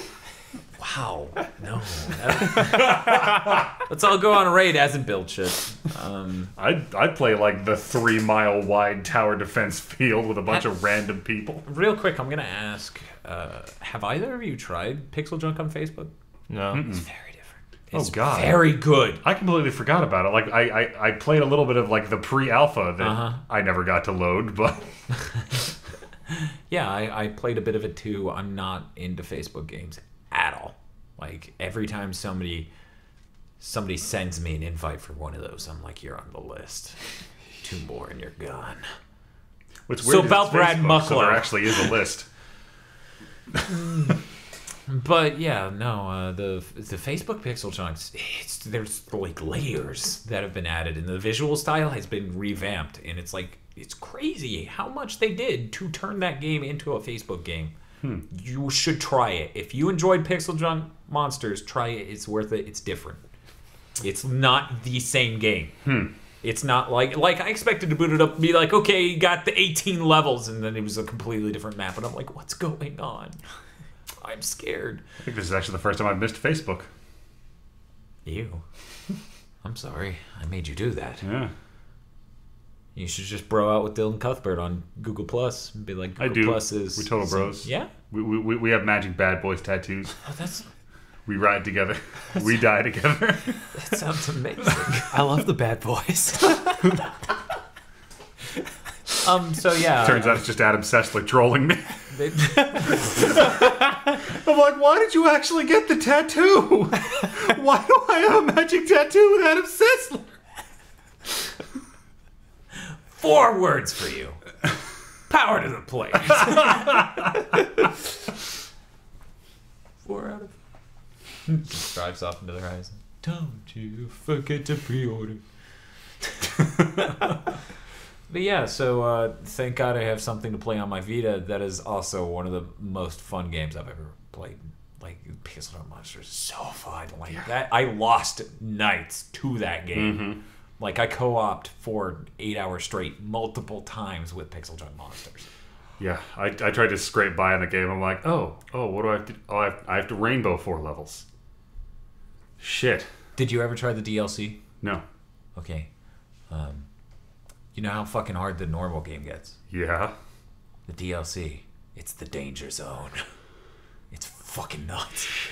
They're just like, no, you don't understand. That was us pulling punches. Like, and I love this about all the Pixel Junk games. Like, what was it? Pixel Junk Shooter 1. It's like, here are these mechanics. It's really cool. Here's the stuff. You can find things, collectibles. Yeah, good, solid gameplay, original ideas. Pixel Junk Shooter 2. Okay, now we're done pulling punches. Now put on your big boy pants. It's all for you. And it's all for you.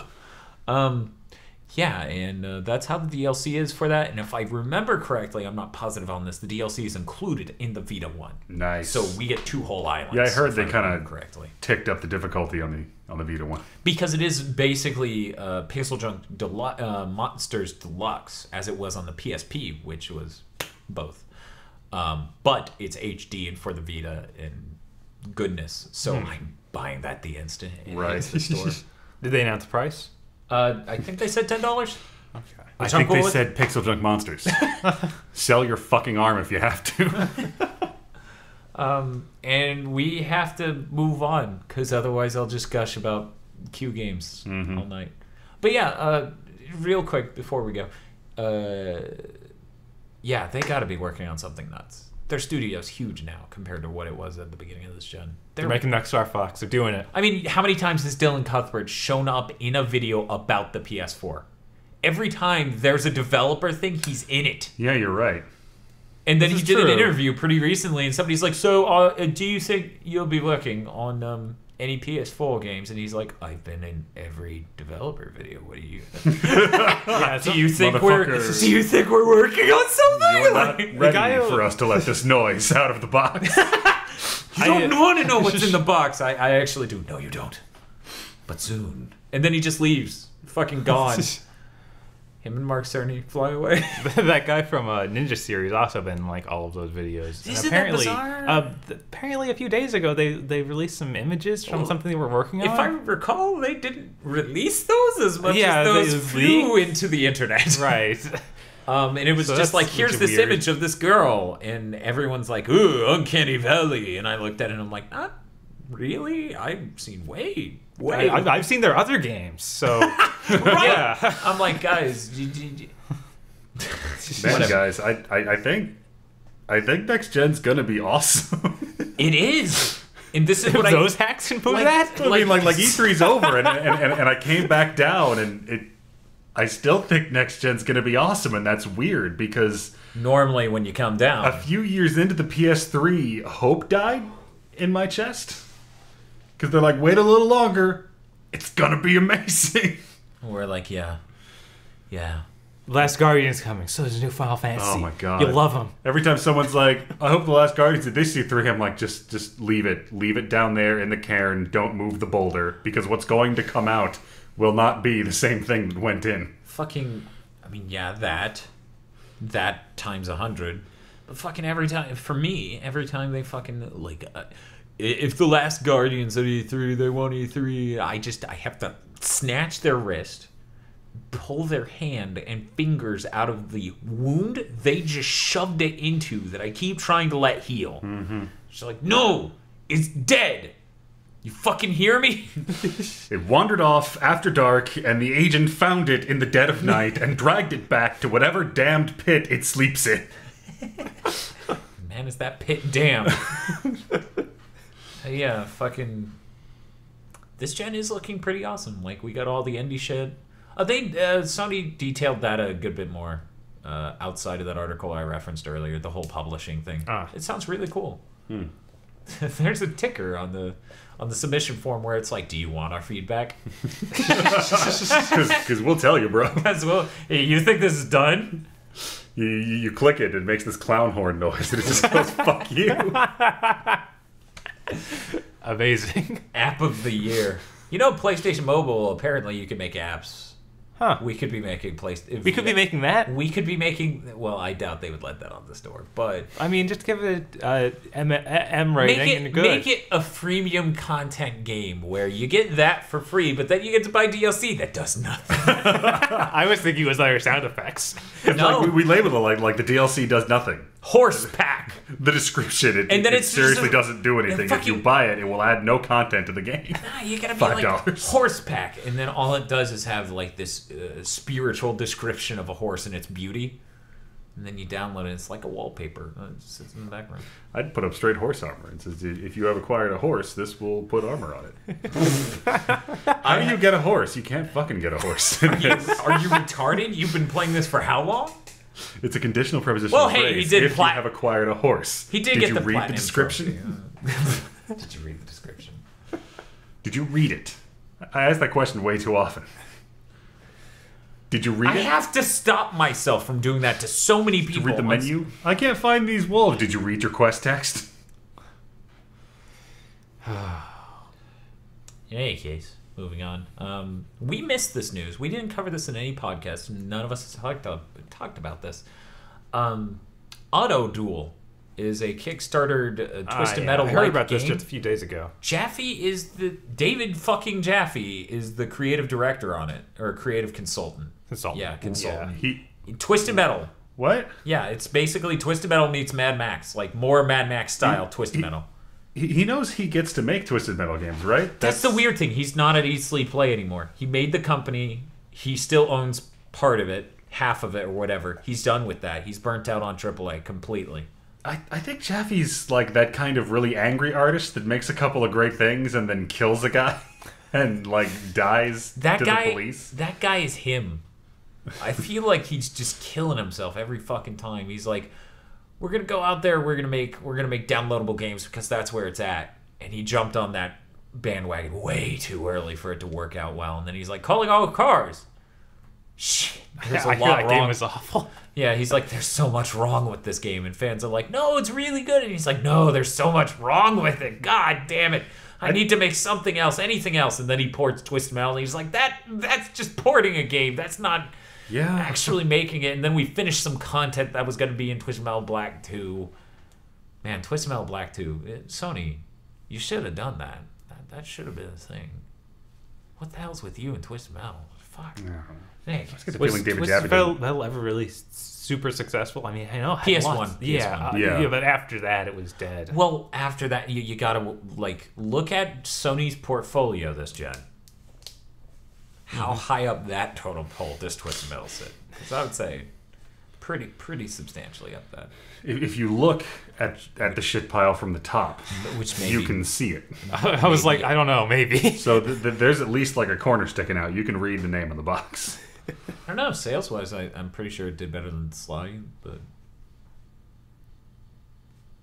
You're like, I don't believe it because I don't like Twisted Metal. Let's ignore the fact that you had like anecdotes for fucking 2 weeks of, black dudes keep coming into my store and buying Twisted Metal. It's the weirdest fucking shit.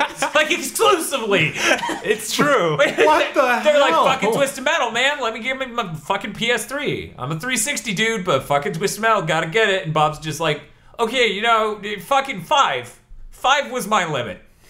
Somewhere around 36. I just start going, Twisted Metal Black Dudes. Where's... I'm finding it. Where's the connection? This is a question that needs answering. No, it doesn't. It's real. What was it? Fucking, have you seen Conan O'Brien at E3? Did you see that? I saw that. That was amazing. Oh my god, we're keeping it real. What? People stabbed each other through the back of the necks with swords where you grew up? Yeah, they're keeping it real. That's what it's about. But yeah, Auto Duel's getting renamed to Motor Gun. Yeah, I like that name a lot more. I do too. Auto Duel is nice. That's like that PS1 game I wouldn't pick up. Motor Gun? That's that's the N64 game I would pick up. There's an implication in there somewhere and someone's going to get offended by it. I'm going to tell you right now it's a false positive. I was just saying things in a pattern that made you think there was a deeper meaning. I fucking tricked you. Like, why is that one an N64 game? But this one, there's someone doing what I do for Expendables right now. That doesn't mean anything! I relish in your misery. So, we're moving on. Forza 5 isn't all on the disc. Day one, when you go to play Forza 5 on your Xbox One, you're gonna have to log in and download the rest of the game. Like how much the rest of the game? Yeah, they aren't saying. They said it was multiple tracks, multiple cars. It's a sizable amount of content. The reason why is they're going to be working on that to the fucking second. Okay.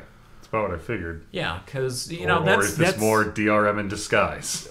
That's a weird thing. I was reading that it does, in fact, not let you play the game until you log in. Yeah, until you download it. So, yes, it is more complete. DRM. I mean, it's not really the DRM. It's a forced delivery method because, in this sense, there's nothing saying you have to keep signing in. It's just that he needs to download it. You bought an incomplete game. That's literally what this is. This is DRM. This shouldn't be allowed to be printed on disc. Done.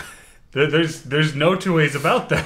Yeah, I mean that is exactly not like you should have polished this more before. No, like you went gold and your game wasn't done. How does that pass any certification process? It should at least have to be able to Microsoft's activate. Own game. I know, but God, no one else could do it. That's awful. It is awful. It's horseshit and it's awful. Like, back in the day, we would have delayed that game by a month, 2 or 3 or something. Right? I mean, just get to that playable state. Having extra content you need to sign on for, that's fine. Hell, even if it's 2/3 of the game, just make sure the first third is fucking playable. Right? Not selling a disc that literally does nothing. But I guess you have to sign on to the Xbox One once to get it even to work. Yeah, did you know that? Not a lot of people knew that. They removed the always online, but you still have to fucking log in for the console to fucking work.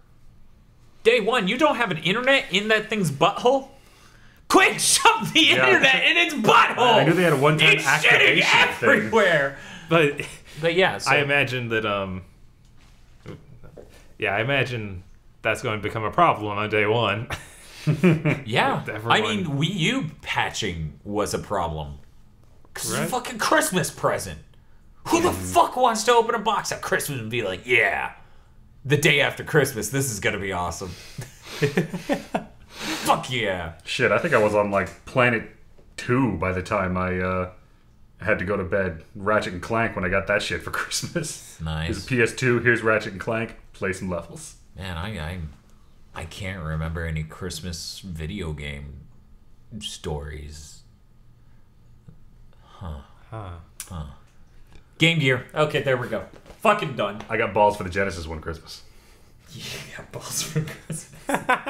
Fucking hate you, and I hate everyone I grew up with who made that same fucking joke every time I talked about funny! One of the greatest fighting games ever made. You haven't played it since then, have you? Yeah, I have. Oh, okay. Oh, yeah, that's right. I was like, hey, I got balls. Yeah. I'm playing balls. Come on in. But that was the SNES version. So you were like, this is a little different. I'm weird. Yeah, this is weird. The screens aren't as good. What's up with these colors? This is not blast processing. There's no blasting. Getting back to Daniel's aneurysm. I need this game to blast my balls. Blast you with balls. Ball blaster. Yeah. Spell basher. Back to Daniel's list of aneurysms. Aneurysm-inducing events. People relating the cell processor to blast processing. Go fill a pit with your body. But Dan, isn't the cell process... I thought it had some blast processing. They made a Sonic game on it. I wanted to kill myself. What was that game? I played it. There was some game on there that advertised blast processing for the PS3. There was Flying Shooter. Had massive amounts of parallax. I don't remember. God, it wasn't Retrograde, was it? No, it was older. It was a German title. Oh, Himmelstern, not Himmelsterner. That Soldner X. There we go. Yeah, Soldner X 2. Himmelsterner was actually a trophy in Soldner X. I just like saying blast processing. Power to Blaze. Have you guys seen Titanfall? Have you seen that video? Have you? Why did they cancel this game? They saw Titanfall. Angry Joe is there grilling the shit out of Major Nelson, which reminds me. No, this wasn't another video. He might come up in that too. Major Nelson pulled that in the middle of Angry Joe being like, no, you can engineer it to not connect to it. He's like, do you know that? Do you know that? He's like, yes, I know that. Oh, you engineered the Xbox One? And Angry Joe's just like, fuck you, guy. And he keeps grilling him on stuff. And Major Nelson's like, have you seen Titanfall? Like, that's his go-to, his last resort. Oh my fucking God. Yeah. Yeah. And that's a great thing to say about a game where the developer themselves is like, there's no reason this couldn't be on the PS4. Scientologists have better argument fallback plans than that shit. Yes, they do. I saw people on NeoGAF, so there are a few of them that are like, oh, this joke is getting old, and everyone else is like, no, it's not. No, it's not. It's not, guys. Arrow to the knee got old. Have you seen Titanfall? Like, arrow to the knee? Shit, somebody did that before. That same sentence happened with another game. In any case, arrow to the knee got old fast for a very good reason. Like, that was in the game, you know? Right. And that wasn't inherently a terrifically funny thing. Like, it was just something that was said in the game, and I don't think anyone going, because, you know. Right. Right. See, it was just like, why the fuck do they say this? That meme, that gaming meme, yeah, that was old meme within a month.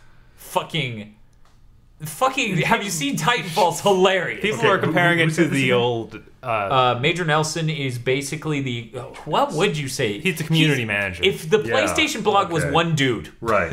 I'm trying to queue up the list of the next Microsoft employee to say ridiculous shit to the public and move to another company. The worst thing about the corporate shuffling is that I'm now like, that person's not there. Phil Harrison. I'm just gonna fall back on that one every time. The Xbox One will claim more careers before we're done. I'm surprised we didn't. It drags them back to the damn pit from which it crawls out once every 24 hours to check your internet connection. Okay. Wow. But. Yeah, I'm surprised we didn't cover... GigaBoots.com saw the Xbox One and said, wow. We're just going to end that quote there. We didn't cover the whole corporate restructuring of that. No, we didn't, because I don't know enough about those people to make a compelling dissection of it. All I know is... fucked.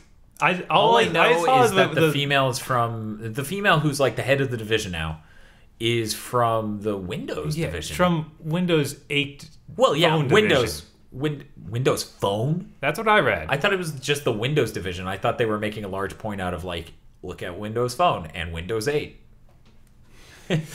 Grits teeth, shakes head furiously, like, oh no, shit. But yeah, I don't know enough about those individuals to say anything important. And I think we've made the point on the podcast before, or maybe, no, that was before we started recording, of if you don't have any fucking useful commentary or anything funny to say or anything remotely important, maybe you should just shut the fuck up, journalists. True. I guess we didn't cover the corporate restructure. Yeah, that would have been one of those news stories, which there were always a lot of those where I'm like, this is important. All we would say in the podcast is, so they did this. Yeah. Excellent. Automadeus. Fuck it. Okay, yeah. Pixel Junk Radio is the best podcast. In any case, dude, Bob. Yeah. Aggro. Mm-hmm. James Mielke over at fucking Pixel Junk or Q Games said that what Igarashi is working on now is fucking social mobile shit. Oh my god. Konami has the fucking grandfather of fucking Castlevania who worked on it for how long was that? A really goddamn long time. Working on fucking social games. Working on mobile horse shit. That's gonna be some creepy-ass, gory Facebook games. As they very accurately put it, as James Mielke very accurately put it, that is a gigantic waste of fucking talent. Mm-hmm. Yeah, that's just sad. Don't you wish he could get a deal with Tango Gameworks and be like, can I just be in your company and work on other things? Konami and Capcom, what is wrong with these companies? They're just evil. I think this is how a company commits seppuku. We must drain all the happiness from our user base. This is good happiness. This is honorable. This is honorable. This is honorable quarterly earnings. Okay. You'll look up there. You'll see Facebook's a thing. Okay. Synergy. Power to the players. Blast processing. But see, it'd be really funny if the next slide was Mark Cerny. Because somehow it's a joke when it's Mark Cerny next time. Because that'd all make sense to stick Mark Cerny on a t-shirt that says X86 with the Obama thing. Because, see, that's like the Ken Kutaragi being on the shirt. No, see, Bob, I see your eyes doing that thing where you're like, this isn't funny. And yeah, that's the point. I'm really goddamn angry. I'm not gonna be okay. Dan, go home. Have you seen Titanfall? That's how you talk people down from anything. Like, checking in once a day is horseshit. Have you seen Titanfall? I'm sorry, man. Yeah, I saw it. Look pretty good. I'm gonna kill him. He pushed my mom and I threw a gun. Sir,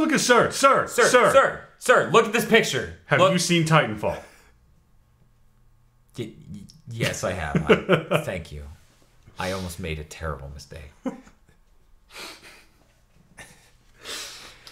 Ultra Street Fighter 4 has been announced. They're adding 5 characters. 4 of them are from Street Fighter Cross Tekken. God, that's so sad. It's disgusting. Wait, like, are they Tekken characters? No, they're fucking Street Fighter characters. Poison's in there. She's not a Street Fighter character. Who's in there? Poison. Seriously? Yeah. Like, well, see. Tranny Poison? Okay, Yeah. Here's the thing. We gotta do this every time it fucking comes up. Poison is Hugo from Street Fighter 3. They're both from Fatal Fury. Final Fight. Right. Poison is his manager. So Poison technically was in Street Fighter. Like, she's in it. She's in Street Fighter 3. Yeah, she's... As a non-playable character, she was in it. So coming into Street Fighter Cross Tekken, that was the excuse to get her in there. And now she's coming into an actual Street Fighter as a playable character. What are the other 3 characters that I don't care about? We got Elena, Rolento, and Hugo, and Poison. Hugo. He's not Japanese. Hugo! Puma man. So when am I going to get my crossover fighting game that's just weird tranny characters? Moving on, I've heard that... wait. What was the Bang Bang Fighter? Don Don Never Dies. Hey, you should play that. Should I? That will scratch that itch. I don't know. I don't think I want a game to touch me there. Oh, you do. Because it's made by China. Oh, sign me the fuck up. Okay, there we go. So yeah, the producer of the Street Fighter series, something Ono. Oh no! Mr. Ono Box. Something Ono. Said on Twitter, God, I love executives in Japanese companies and how fucking honest they'll be on Twitter. It makes no goddamn sense.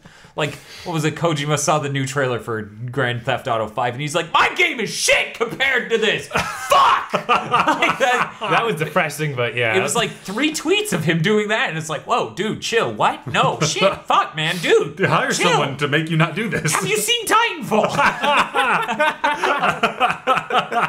Fucking yeah, Ono came out there and he said, yeah, they won't give me the budget to R&D a new Street Fighter. They won't give me the budget to R&D a Street Fighter 5. Real talk, bro. Capcom is so incapable. They're so nearsighted that they don't see how that's a sound investment. The only thing this gen they've done right even at all. Yeah, because Resident Evil 5 sucked. Resident Evil 6 sucked. Fucking Lost Planet went to shit fast. Yeah, Dead Rising's the same. It went to shit fast. Dead Rising was, oh my god, the new Dead Rising. That's hilarious. Alternate universe. What if this was a shitty enough company to do this? What was it? I forget what it was. Who specifically? It was either you or my coworker. I was like, the new fucking Dead Rising is so fucking aiming for that Call of Duty mainstream audience. It's disgusting. then like whoever it was just like, I don't know. Yeah, that was me. That was during a podcast. I'm like, maybe it's like a strong artistic choice, and then they're trying to play up these themes and this, but no. Then I read later, Capcom's like, yeah, no, we changed it to appeal to Call of Duty fans. Why do you make Daniel right? His pessimism shouldn't be fed. You know how many weeks I have to deal with him bringing up the Cell t-shirt and an idiot who suggests Mark Cerny. Like 12 fucking times a week. And that's when I stop answering my cell phone on Wednesday. I don't need more things like that. But yeah, fucking Capcom. Right. That's the most horrifically stupid thing. They're like, I don't know, Street Fighter 3 no wonder Darkstalkers isn't happening. Yeah. And they keep freaking putting out those HD bundles. Oh, these aren't selling well, so surely new versions of these won't sell well. Let's ignore the fact that digital doesn't sell well in the grand scheme of things, period. All right. Like, the best-selling digital game is still like, oh, good job there, champ. And they never advertise those. Like, there's no marketing push. Like, I'm like, D&D on the PlayStation Store, everyone ever. What? Really? I mean, something that make it to retail don't even get pushes. Like freaking Zones the Enders. Nobody knew Konami. that. I know that was Konami. It was. I know. I was just checking if you guys knew. By the way, the other two evils. We have another. We have another piece of news that we need to cover that you're not going to be happy about. Oh my god. Do you know? I'm pretty sure I know. Oh, okay. But one thing on this Street Fighter, I'm really glad that they're doing it fully downloadable. It's $15 for that. Yeah. Thank God they don't have to buy the disc again. But if you buy the disc again, it's $40 and it comes with all the previously released costumes. Yeah, all the DLC costumes. So at least they're making a decent deal out of this. Wow, like one of the best things Capcom has done in years is not be horrible about this. Right? One of the best things Capcom has done in years is sell you the same thing again. What? That is not a high bar. No. I'm pretty sure I could travel to Capcom headquarters, shit on an employee, and beat the average. Where do you work in this company? I'm an executive. Yeah. You work under my ass is where you work. Get to work. Yeah, so the fifth character isn't announced, but there are 5. Those are the 4, and they're from Street Fighter Cross Tekken. And I hope that they're at least remodeled even at all, or have new moves or anything. Well, I mean, they look like absolute shit. It's fun that we have these dreams. Right? I mean, they look like absolute shit in Street Fighter Cross Tekken. Anyone who doesn't think that is fucking stupid. Like, I'm just saying I wouldn't put it past them to just shove them in there. Oh, no. That's definitely something they could and probably are doing. I'm just saying it's going to look like shit when they do. Because they have to cut corners on those models. It's 2v2. All 4 could theoretically be on screen. Could be like Gabriel next to Zobek. Just there's something off here, guys. Right? Tony Hawk Man, go back from whence you came, and then the Xbox One and the agent drag it into the damn pit. That is the Tony Hawk franchise. Speaking of Tony Hawk, I felt so sad when they were putting out the images for the Ratchet and Clank game. Yeah. And they said when worlds collide, and like, can you guess what game it is? And somebody's like, Power Man 5000. Yeah. Oh yeah, we didn't cover that. I guess we'll go from this piece of news into the Ratchet and Clank thing. And then that Konami thing. And then the Disgaea thing. And then the Konami thing. I'm ending this podcast on that. But in any case, Ratchet and Clank Into the Nexus, a downloadable game, has been announced for the PlayStation 3. It's going to be larger than Quest for Booty, but not as large as a full game. Cool. It's probably going to be $20. $15 maybe if we're lucky. Mm-hmm. I wish it was a full game. I'm just glad they're making another. Right, glad they're making that. I'm getting any. They'll actually make regular Ratchet and Clank at this point. This is probably it. Yeah. Save like they're making a movie and they're making a downloadable game. Like how the fuck does that make sense? We're really pushing the brand, but we're not sure about it. Like, whoa, wait, what? You can't do both. I don't know. Like if they're making a movie and then making like a small game for the PS3, they may be pushing for another game on the PS4. Yeah, I hope that's the case with any luck. But they're working on that other thing, the Sunset Overdrive. Sunset Overdrive. You have to say it's like the bouncer, which reminds me that's how we're gonna say Spellbasher. Spellbasher. Like it's got to be. But some of us can't naturally hate or growl. Well, no, I'm not saying we're all saying it. I'm saying that's the title screen. It's gonna go Spellbasher. Gotcha. Yeah. I better not say that too many times. Some indie developer out there, Thomas Hopper, is going to be listening to the podcast and be like, I'm making that shit first! Damn it, Hopper! I don't know. I think Notch is now spoiling for legal fights. He's like, that was fucking awesome! I have such an erection! Fucking, oh, god damn it. Mojang. Yes. Unlike Mozilla, no, they made something else. They made that other thing. Fucking horses in Minecraft. What's in the next update? Spellbasher. Damn it! Now, did they say that this Fist character is a new character or just an unannounced character? This character has never been in a Street Fighter before. Is it Doctor Who? All right. So I was going to say we should all guess what we think is the next... But clearly I have raised the bar too high. Bob, stop talking. Leer at Aggro. Yes. Aggro's defense has fallen. Disgaea 4... I forgot to type the subtitle there. I think it's like Return or something. Like Disgaea 4 subtitle goes here. Because it's the original subtitle, but it's a new subtitle now. It's a new subtitle because it's coming to the Vita. Right, they always make something new. In Japan, which means we might see it. We saw the last one, and so... Yeah, but that was at launch. Right, the Vita. Ooh. Sorry, man. A lot of people are thinking the PS4 integration of Vita may boost sales. Maybe will. Whether or not that means anything for the sales of Vita games. Yeah, so I'm super psyched. This is horrible, right? That's not how this works. What are you doing? Shoot! Safety's on. Right. But yeah, it's just fucking... I didn't buy... Don't worry, I got it. Okay. I didn't buy Disgaea 3 because I wanted 4. Well, yeah, I mean, 4 is honestly the best in the series. Right. Which is... I've been around... Or like they're like... clashing Let's turn up the heat! And it's like, go home, Krillin. Krillin, Gohan, they're 2 and 3. Fucking Goku and Vegeta, 1 and 4. I'm not going to say which one's which. But one of them's like a PS1 and the other's N64. Moving on. So I really hope they bring over 4 because I've been around 4, 3, and 4. I didn't play either of them. But I've been around, I've seen the mechanics, I've enjoyed the shit out of the story in 4, and that's why I'm like, I really need 4 on my Vita.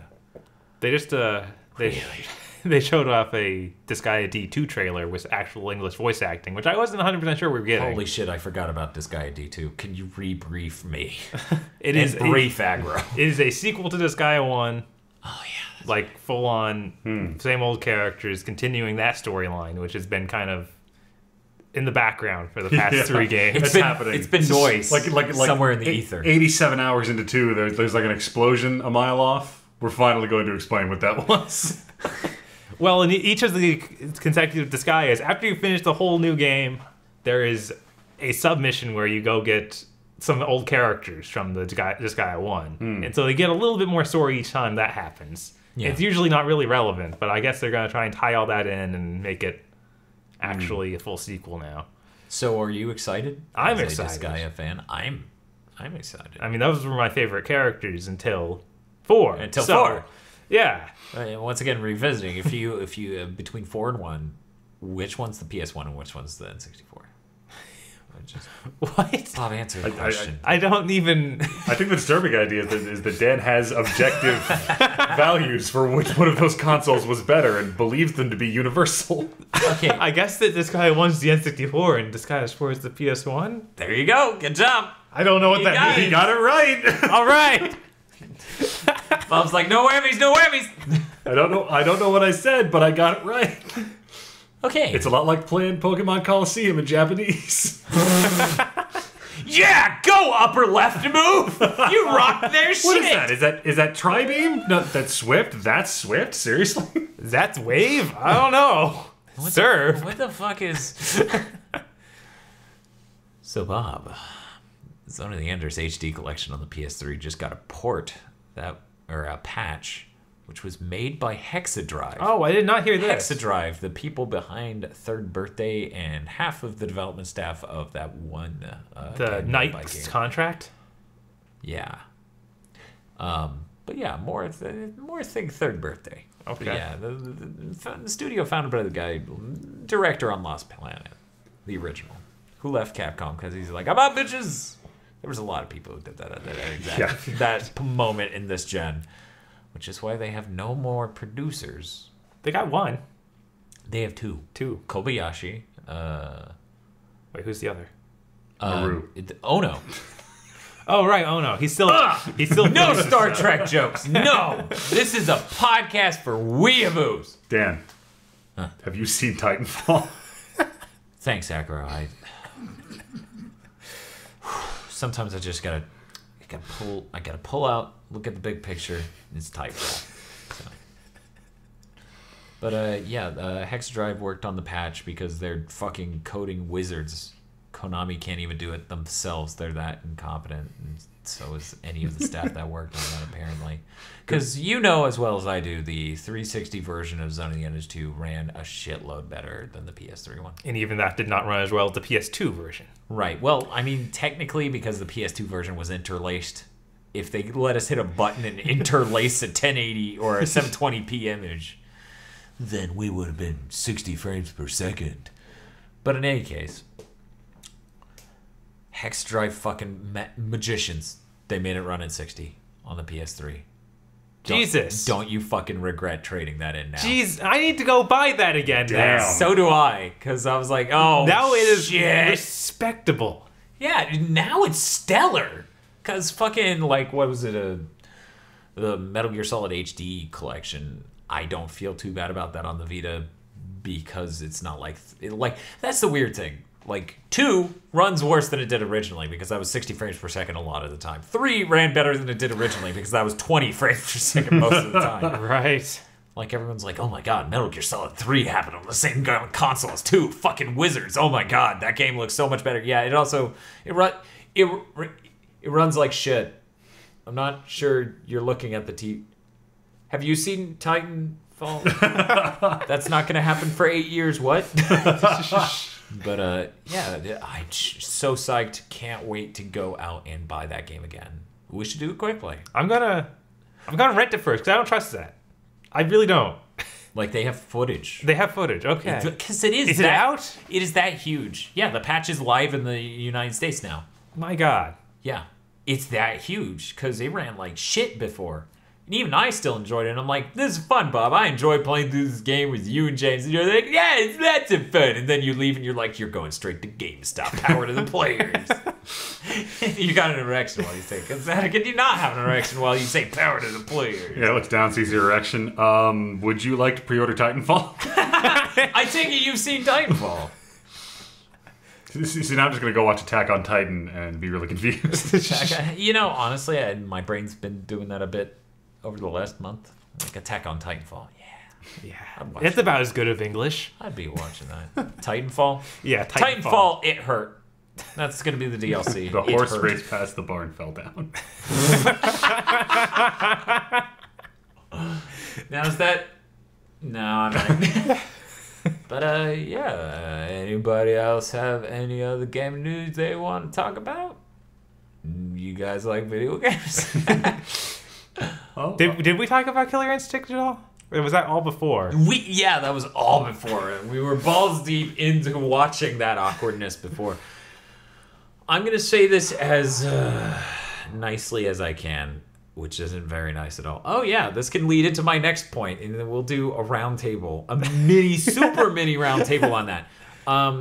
Killer Instinct looks like shit, and I have no idea why any of you fucking assholes are excited. And this is coming from a guy who forced 4 of his friends to play a Killer Instinct tournament with him in 2008. This isn't like a major thing of like, oh, Toys R Us is doing a Killer Instinct. No, this was fucking, our living room is now Killer Instinct tournament time. You all take turns and lose to me. And they did, like 3 times each. And then they were like, we don't like Killer Instinct. And I'm like, oh no. What have I done? I've broken their will to kill. Or instinct. So, okay, now that I've gotten that off my chest, whew, what a relief. That Killer Instinct and Evo thing, I guess we should talk about that. So Microsoft fucking gallivanted out on the stage. Carted it out fucking while everyone's Microsoft's like, gargantuan ego waddled out onto that fucking shrine fucking that is Evo. That holy mecca. And those motherfuckers who are too blind and ignorant to realize that no one likes them. Yeah. And they're just like, yeah, we it was have like 2005 all over again. Mad Cats with an arcade stick exclusive to Laying Killer down on the Instinct. stage, rapping real with the kids in my hoodie. On the Xbox One, Power to the Players arcade stick. Mad Cats exclusive. Microsoft community. And people started booing at one point because, because they were doing a shitty thing. Yeah, right. Like, everyone here has a soul except for you. Get out, vampire. Like, fucking... And this is the fighting game community. Yeah. They're venomous. When you're being less classy than the fighting game community... I lined up. You didn't put a quarter up there. Shit. Does that mean I never get to play? That does mean that. Can I put my quarter up there now? No, now you can't. Go away. This is our Tekken machine. But yeah, just fucking... I love that community. I love that sense of community there. It's so fucking strong. It's so real. It is so genuine. And that Microsoft thing was like fucking a negative image superimposed on it on stage. I found it hilarious that people online were saying, oh man, they were so classless for booing Microsoft. It was like, what? It was also immature. I have this huge disconnect with these people because I don't understand how they don't fucking see Major Nelson and go, wow, this company has no soul. Like Microsoft, you can be soulless lying assholes all year round. It's what I expect. When I watch footage from a trade show, it's what I want to see. Evo is not a trade show. No. You need to leave. This is not a place for you to shill your shit. So yeah, they got booed, and then they had to say community 8 times as fast as they could, and then start doing matches. Yeah, they actually sat up there and did 3 matches. 3 matches, which takes an eternity because this game is currently an absolute fucking shit fest. Community. That was 3 matches, like and middle it took school 20 boys minutes. who just keep saying we. Like, we only made it 2. Yeah. That's insane. It was insane. Like, and it's one-on-one characters. This isn't like, oh, you're burning through 3 health bars. It's like they each have 5 health bars. And then like at least 20 times you're Ultra Combo Breaker. And honestly, I love that. It's like some idiot with a soundboard. It's true. It kind of reminds me of CVS Bangers. Yes.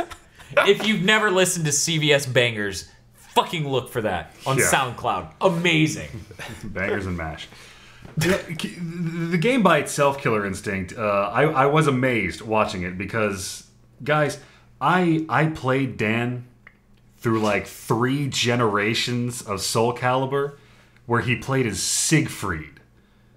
And Glacius is now the cheapest ice-based character with the longest reach I have ever seen. See, the bar was here. Dan has his hand very low right now. And now it's here. They took it from that first spot to this spot. Dan raised his hand, somehow transforming a proactive masculine gesture into something effeminate and sad to watch. So here's our mini roundtable. We're going to take a really short break and then do the super mini roundtable.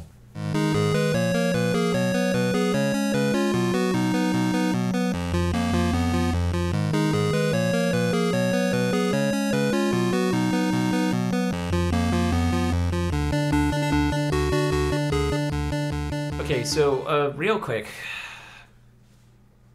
I'm serious. Like, this isn't me being an asshole. This isn't me being a highly ignorant prick. This isn't fanboyism. This isn't any of that. I literally don't understand this. And if you feel like you, the audience, want to comment on this, send an email to fucking podcast@gigaboots.com. We would love to get an email from you from your perspective. Don't comment on YouTube. That's lazy. That doesn't warm the cockles. Like, if you want to comment on it, we can't stop you because that's how the internet works. We can stop them. There's a fucking option on YouTube. Yeah, right. And then just iTunes, kind of a jerk if you do that. iTunes, You're a you would bitch just if you be. do that. It would be a review on iTunes of the podcast at large, which we should be popping up on iTunes in between this episode and the next one. We'll see how that goes. Woo! And be an actual podcast. Okay. Why the fuck are people pre-ordering Xbox Ones? What do they want? Like, what? Have you seen Titanfall? Whoa, that was a good round table. I'm really glad. Okay, honestly, and it's because it's an Xbox. Yeah, It's the next Xbox. And people really loved their 360, so they're going to buy the next Xbox. And most of the people who buy video games these days aren't completely immersed in every news source that comes out. They don't understand like all this shit as a whole. They haven't seen the horrible shit coming out of Microsoft. They don't understand it. They don't want to. They don't care. They're going to buy the next Xbox. Yeah, I mean, honestly, it's really good for Microsoft that they turned back on the CRM thing, because if it launched with that stuff, this would have been a much huger issue. If they launched and they had freaking parents buying this, they would have completely lost all trust as a brand. They would have lost all trust, and they would have been sued 10 times. Oh yeah, definitely class action lawsuit right out the door. God knows like how that's going to be phrased, but would have happened. Yeah, it's just like I guess for me the level at which it befuddles me, right, is a journalist who's interested in Xbox One, because there are them. There are those. They exist. Which is right. That's because here's what that says to me, right? I want to pay $100 more for a console that's less powerful. Well, see, I guess now that I've said it out loud, I have to come to terms with these journalists are fucking idiots. They literally do not know that 8 gigs, Dan. It's the same thing. That is as deep as they are willing to get on tech specs and understanding them. You're right. They're just a shitload of these people. I mean, here's the thing. I love the Giant Bomb. I need to be clear on that because I critique them. I mean, I critique... Like, here's the thing. They're good enough where I feel like I need to say, like, they kind of fucked up here. Right? Like, right. That... For every other podcast, just about, other than the amazing Pixel Drunk Radio podcast, it's basically like, that's full of idiots. That's full of idiots too. This guy said, why don't they click save as PC game? Why do PC ports take a while? I did it. Oh my god. Just go in there, double click that, .jpeg. Okay, fine. Here, yeah, you know what? I'll do the whole spiel because it's been festering in my brain. He goes, okay, so they just correct me if I'm wrong on this. They actually develop these games on PCs, right? Like they have some stuff around to make the PS3 or 360 version, but they're still working on a PC, right? Yeah, basically. So then why don't they just go in and save it as a PC game? Why don't they do that? And that's so far removed from remotely understanding the medium you're consuming and commentating on. It basically harkens back to the David Jeffrey comment to Lee Alexander of, good, I'm glad you feel like you're talented enough, that you're smart enough to comment on these things. Everyone needs to have dreams. Or that you're talented enough to have made Twisted Metal. Everyone should have something to aim for. That's basically how I feel. So yeah, every time I critique the Giant Bomb, keep them in mind. They're not Epic Battle Axe, who I just slammed. Oh god, Epic Battle Axe? We've been compared to them before in the past, but naked. But see, the difference is we have a Daniel here. And the Daniel's going to be like, no, that's stupid! You're stupid and that's stupid! Fucking take that back! And then Aggro then has to shove the words back in his mouth. It's kind of gross. No, like, Dan, it's brilliant, okay? You make two... listen here. No, it's not too human. It's too human. It's the sequel. No, you take your RAM, right? You make a RAM disk. You make two, and you RAID them together. It's the fastest hard drive. I'm brilliant.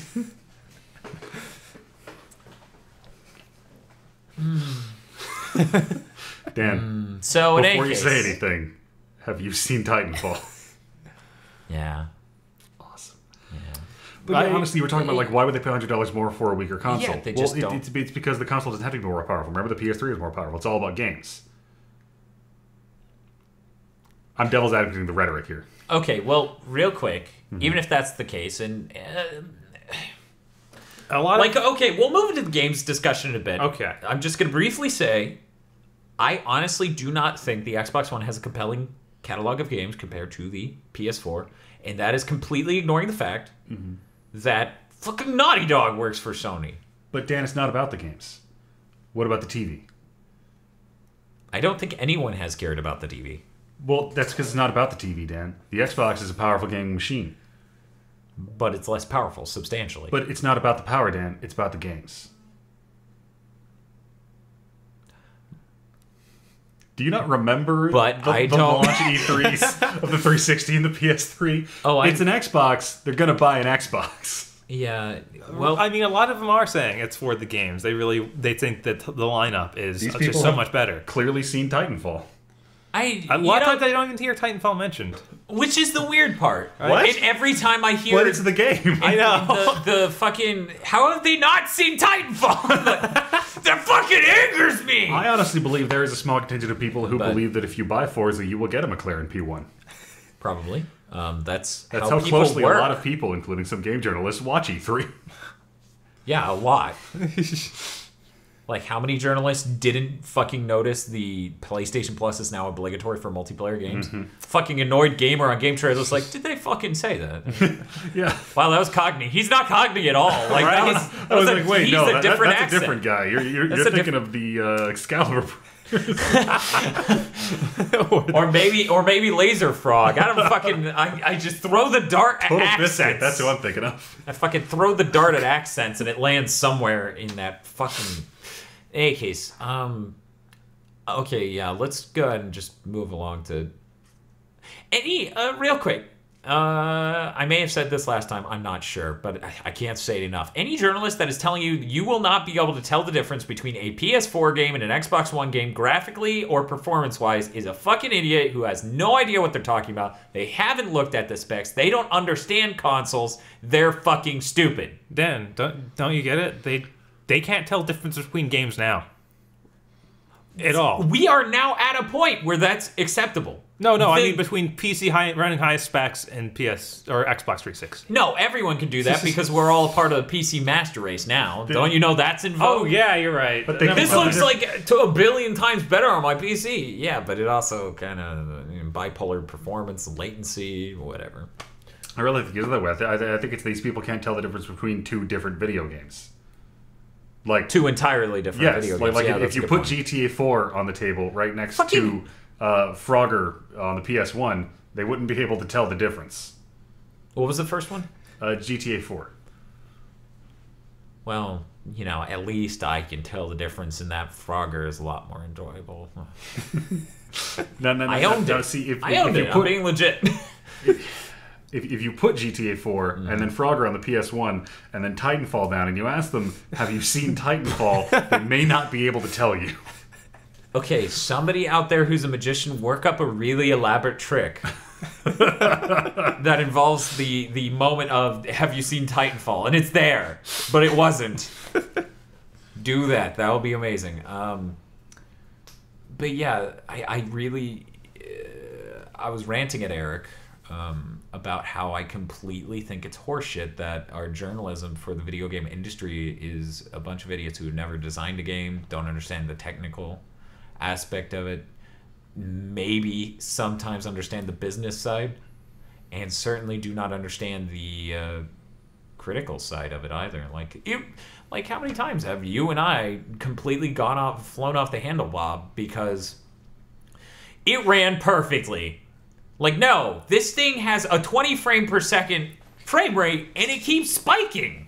Yeah. That is the antithesis to what this is. And other things that drive me insane are when people go like, Ninja Gaiden 3 plays like Dynasty Warriors.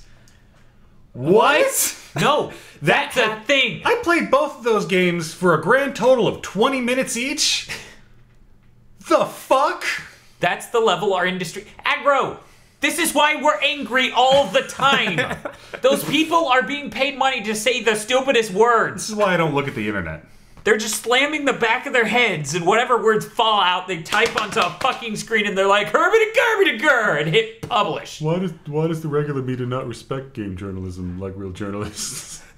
Why does no one respect us? Why are video game developers, why do they hate us? Fucking, what was it? The Annoyed Gamer, I believe it was. Actually, no, maybe someone on Epic Battle Axe. I'm not sure. He's on Invisible Walls. He's not on Epic Battle Axe. But in any case, fucking one of them set in the tone, and I'm pretty sure they weren't actually, like, they were fairly upset and or offended and or, at very least, they thought this was a problem. They're like, developers treat us like we're the enemy. Or in that context, they say, because we're the enemy or something like that. I'm like, you know, yeah. You are. You are the fucking idiots. You're the fucking idiots who got Pixel Junk Shooter 2, and it was hard, and you didn't feel like getting better at the game. You just got fucking pissy about it. And then you gave it a review rating of, and I'm never going to forgive them for this, rent it. You are those fucking idiots, Ben Kuchera. That is who you are. I don't care if your site is structured with that as a part of its review system. You don't fucking type that into a box and put it on the internet, you jackass. Because a game is hard, that doesn't make it bad. It is when it is hard unfairly that it is bad. That game acts in a predictable manner. You did not change to predict what it was doing. You're an idiot, and you're not trying hard enough. You did not deserve the chocolatey, nougaty goodness at the inside of that fucking candy bar, you asshole. Milky Way's good, just chew a bit harder. I'm serious, I fucking hate journalists so goddamn much. Yeah. These journalists. Like, I'm gonna be honest, I immerse myself in video games so much that journalism elsewhere... Yeah, I don't know. I don't have that sense of entitlement. Like, why are they being antagonistic towards us? Why does the industry have lists of things that you need to be prepared for when you talk to certain game journalists? Why are some developers not allowed to talk to certain game journalists? It's because you fuckers, when you don't get things wrong or just lie about them or make them up, you're just being stupid about it. Yeah, you're being horrifically inept. Like fucking that Tomb Raider rape. Oh subtext bullshit. Fuck. I mean, a lot of this can trace right back to Kotaku. Right, I was gonna say, there was this Kotaku video I saw the other day on Killzone. What? Yeah, Killzone Shadowfall. Get away from it! It's a video, and first it's like the guys from Kotaku playing, and he's running around in a first-person shooter. It's modern, and he's shooting guys, and he's not even looking down the scope. He's just shooting, and I'm like, of course you're dying. So this game's going to be a lot harder than the prior games. And the developer just stops talking, and there's an awkward silence. He goes, I have absolutely 100% confidence you have not played any Killzone. And the guy's like, drops controller and runs. Like, this doesn't actually happen. I haven't seen this video. I'm like, Jesus Christ. Looks like I'm buying Killzone. But, like, the thing about the game journalists is they don't have to exist. No one needs them. We have the internet. Fucking Twitter can tell me what's up with games. That's the fucking amazing thing.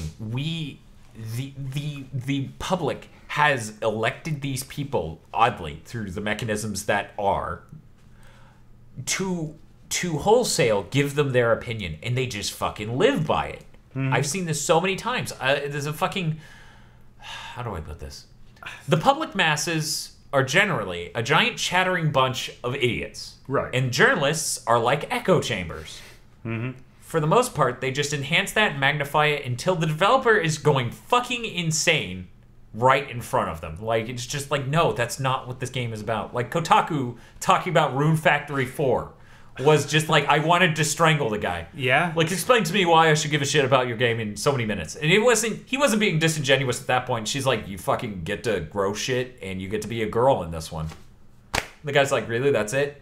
I'm like, fuck you, asshole! I want to be a girl and grow vegetables! Are there girls in Titanfall? I don't know. Are there? I don't think I've seen it. There is a video feed of some other girl. I don't know if you can play as them. I don't know either. Battlefield 4, you can play as them. There we go.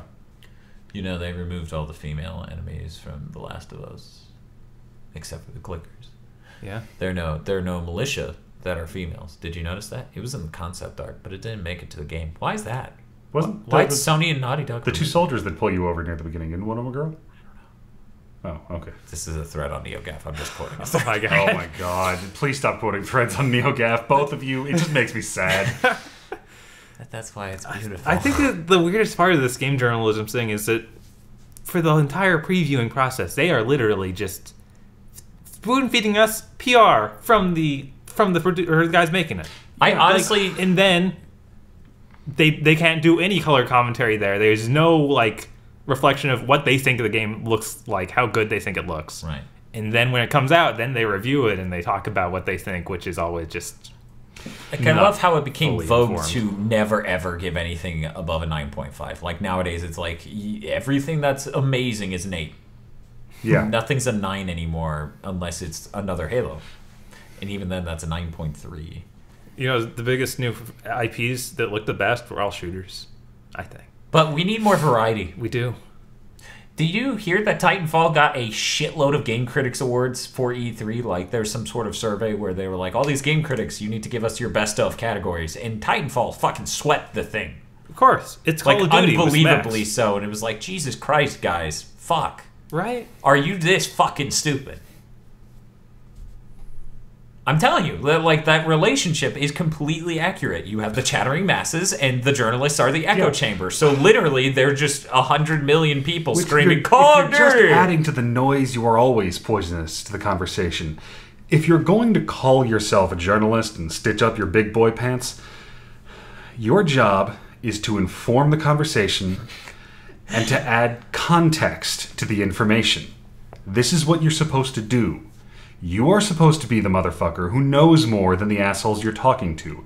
You are supposed to be the motherfucker who has played the last few games in the series, who looked up what's going on at the company, who remembers the 4 development teams that were sundered to make the one making this game. You are not just some asshole's friend Timmy down the block who got a Game Genie before anyone else for Christmas because your parents didn't lose their jobs when the factory went under. If you're going to claim a right to exist on the internet, the most powerful free information tool we have ever invented, you need to actually add value to the thing you're trying to talk about. And right now, a person who writes for Kotaku heard that whole thing and thought, why has it got to be boys' pants? That's sexist.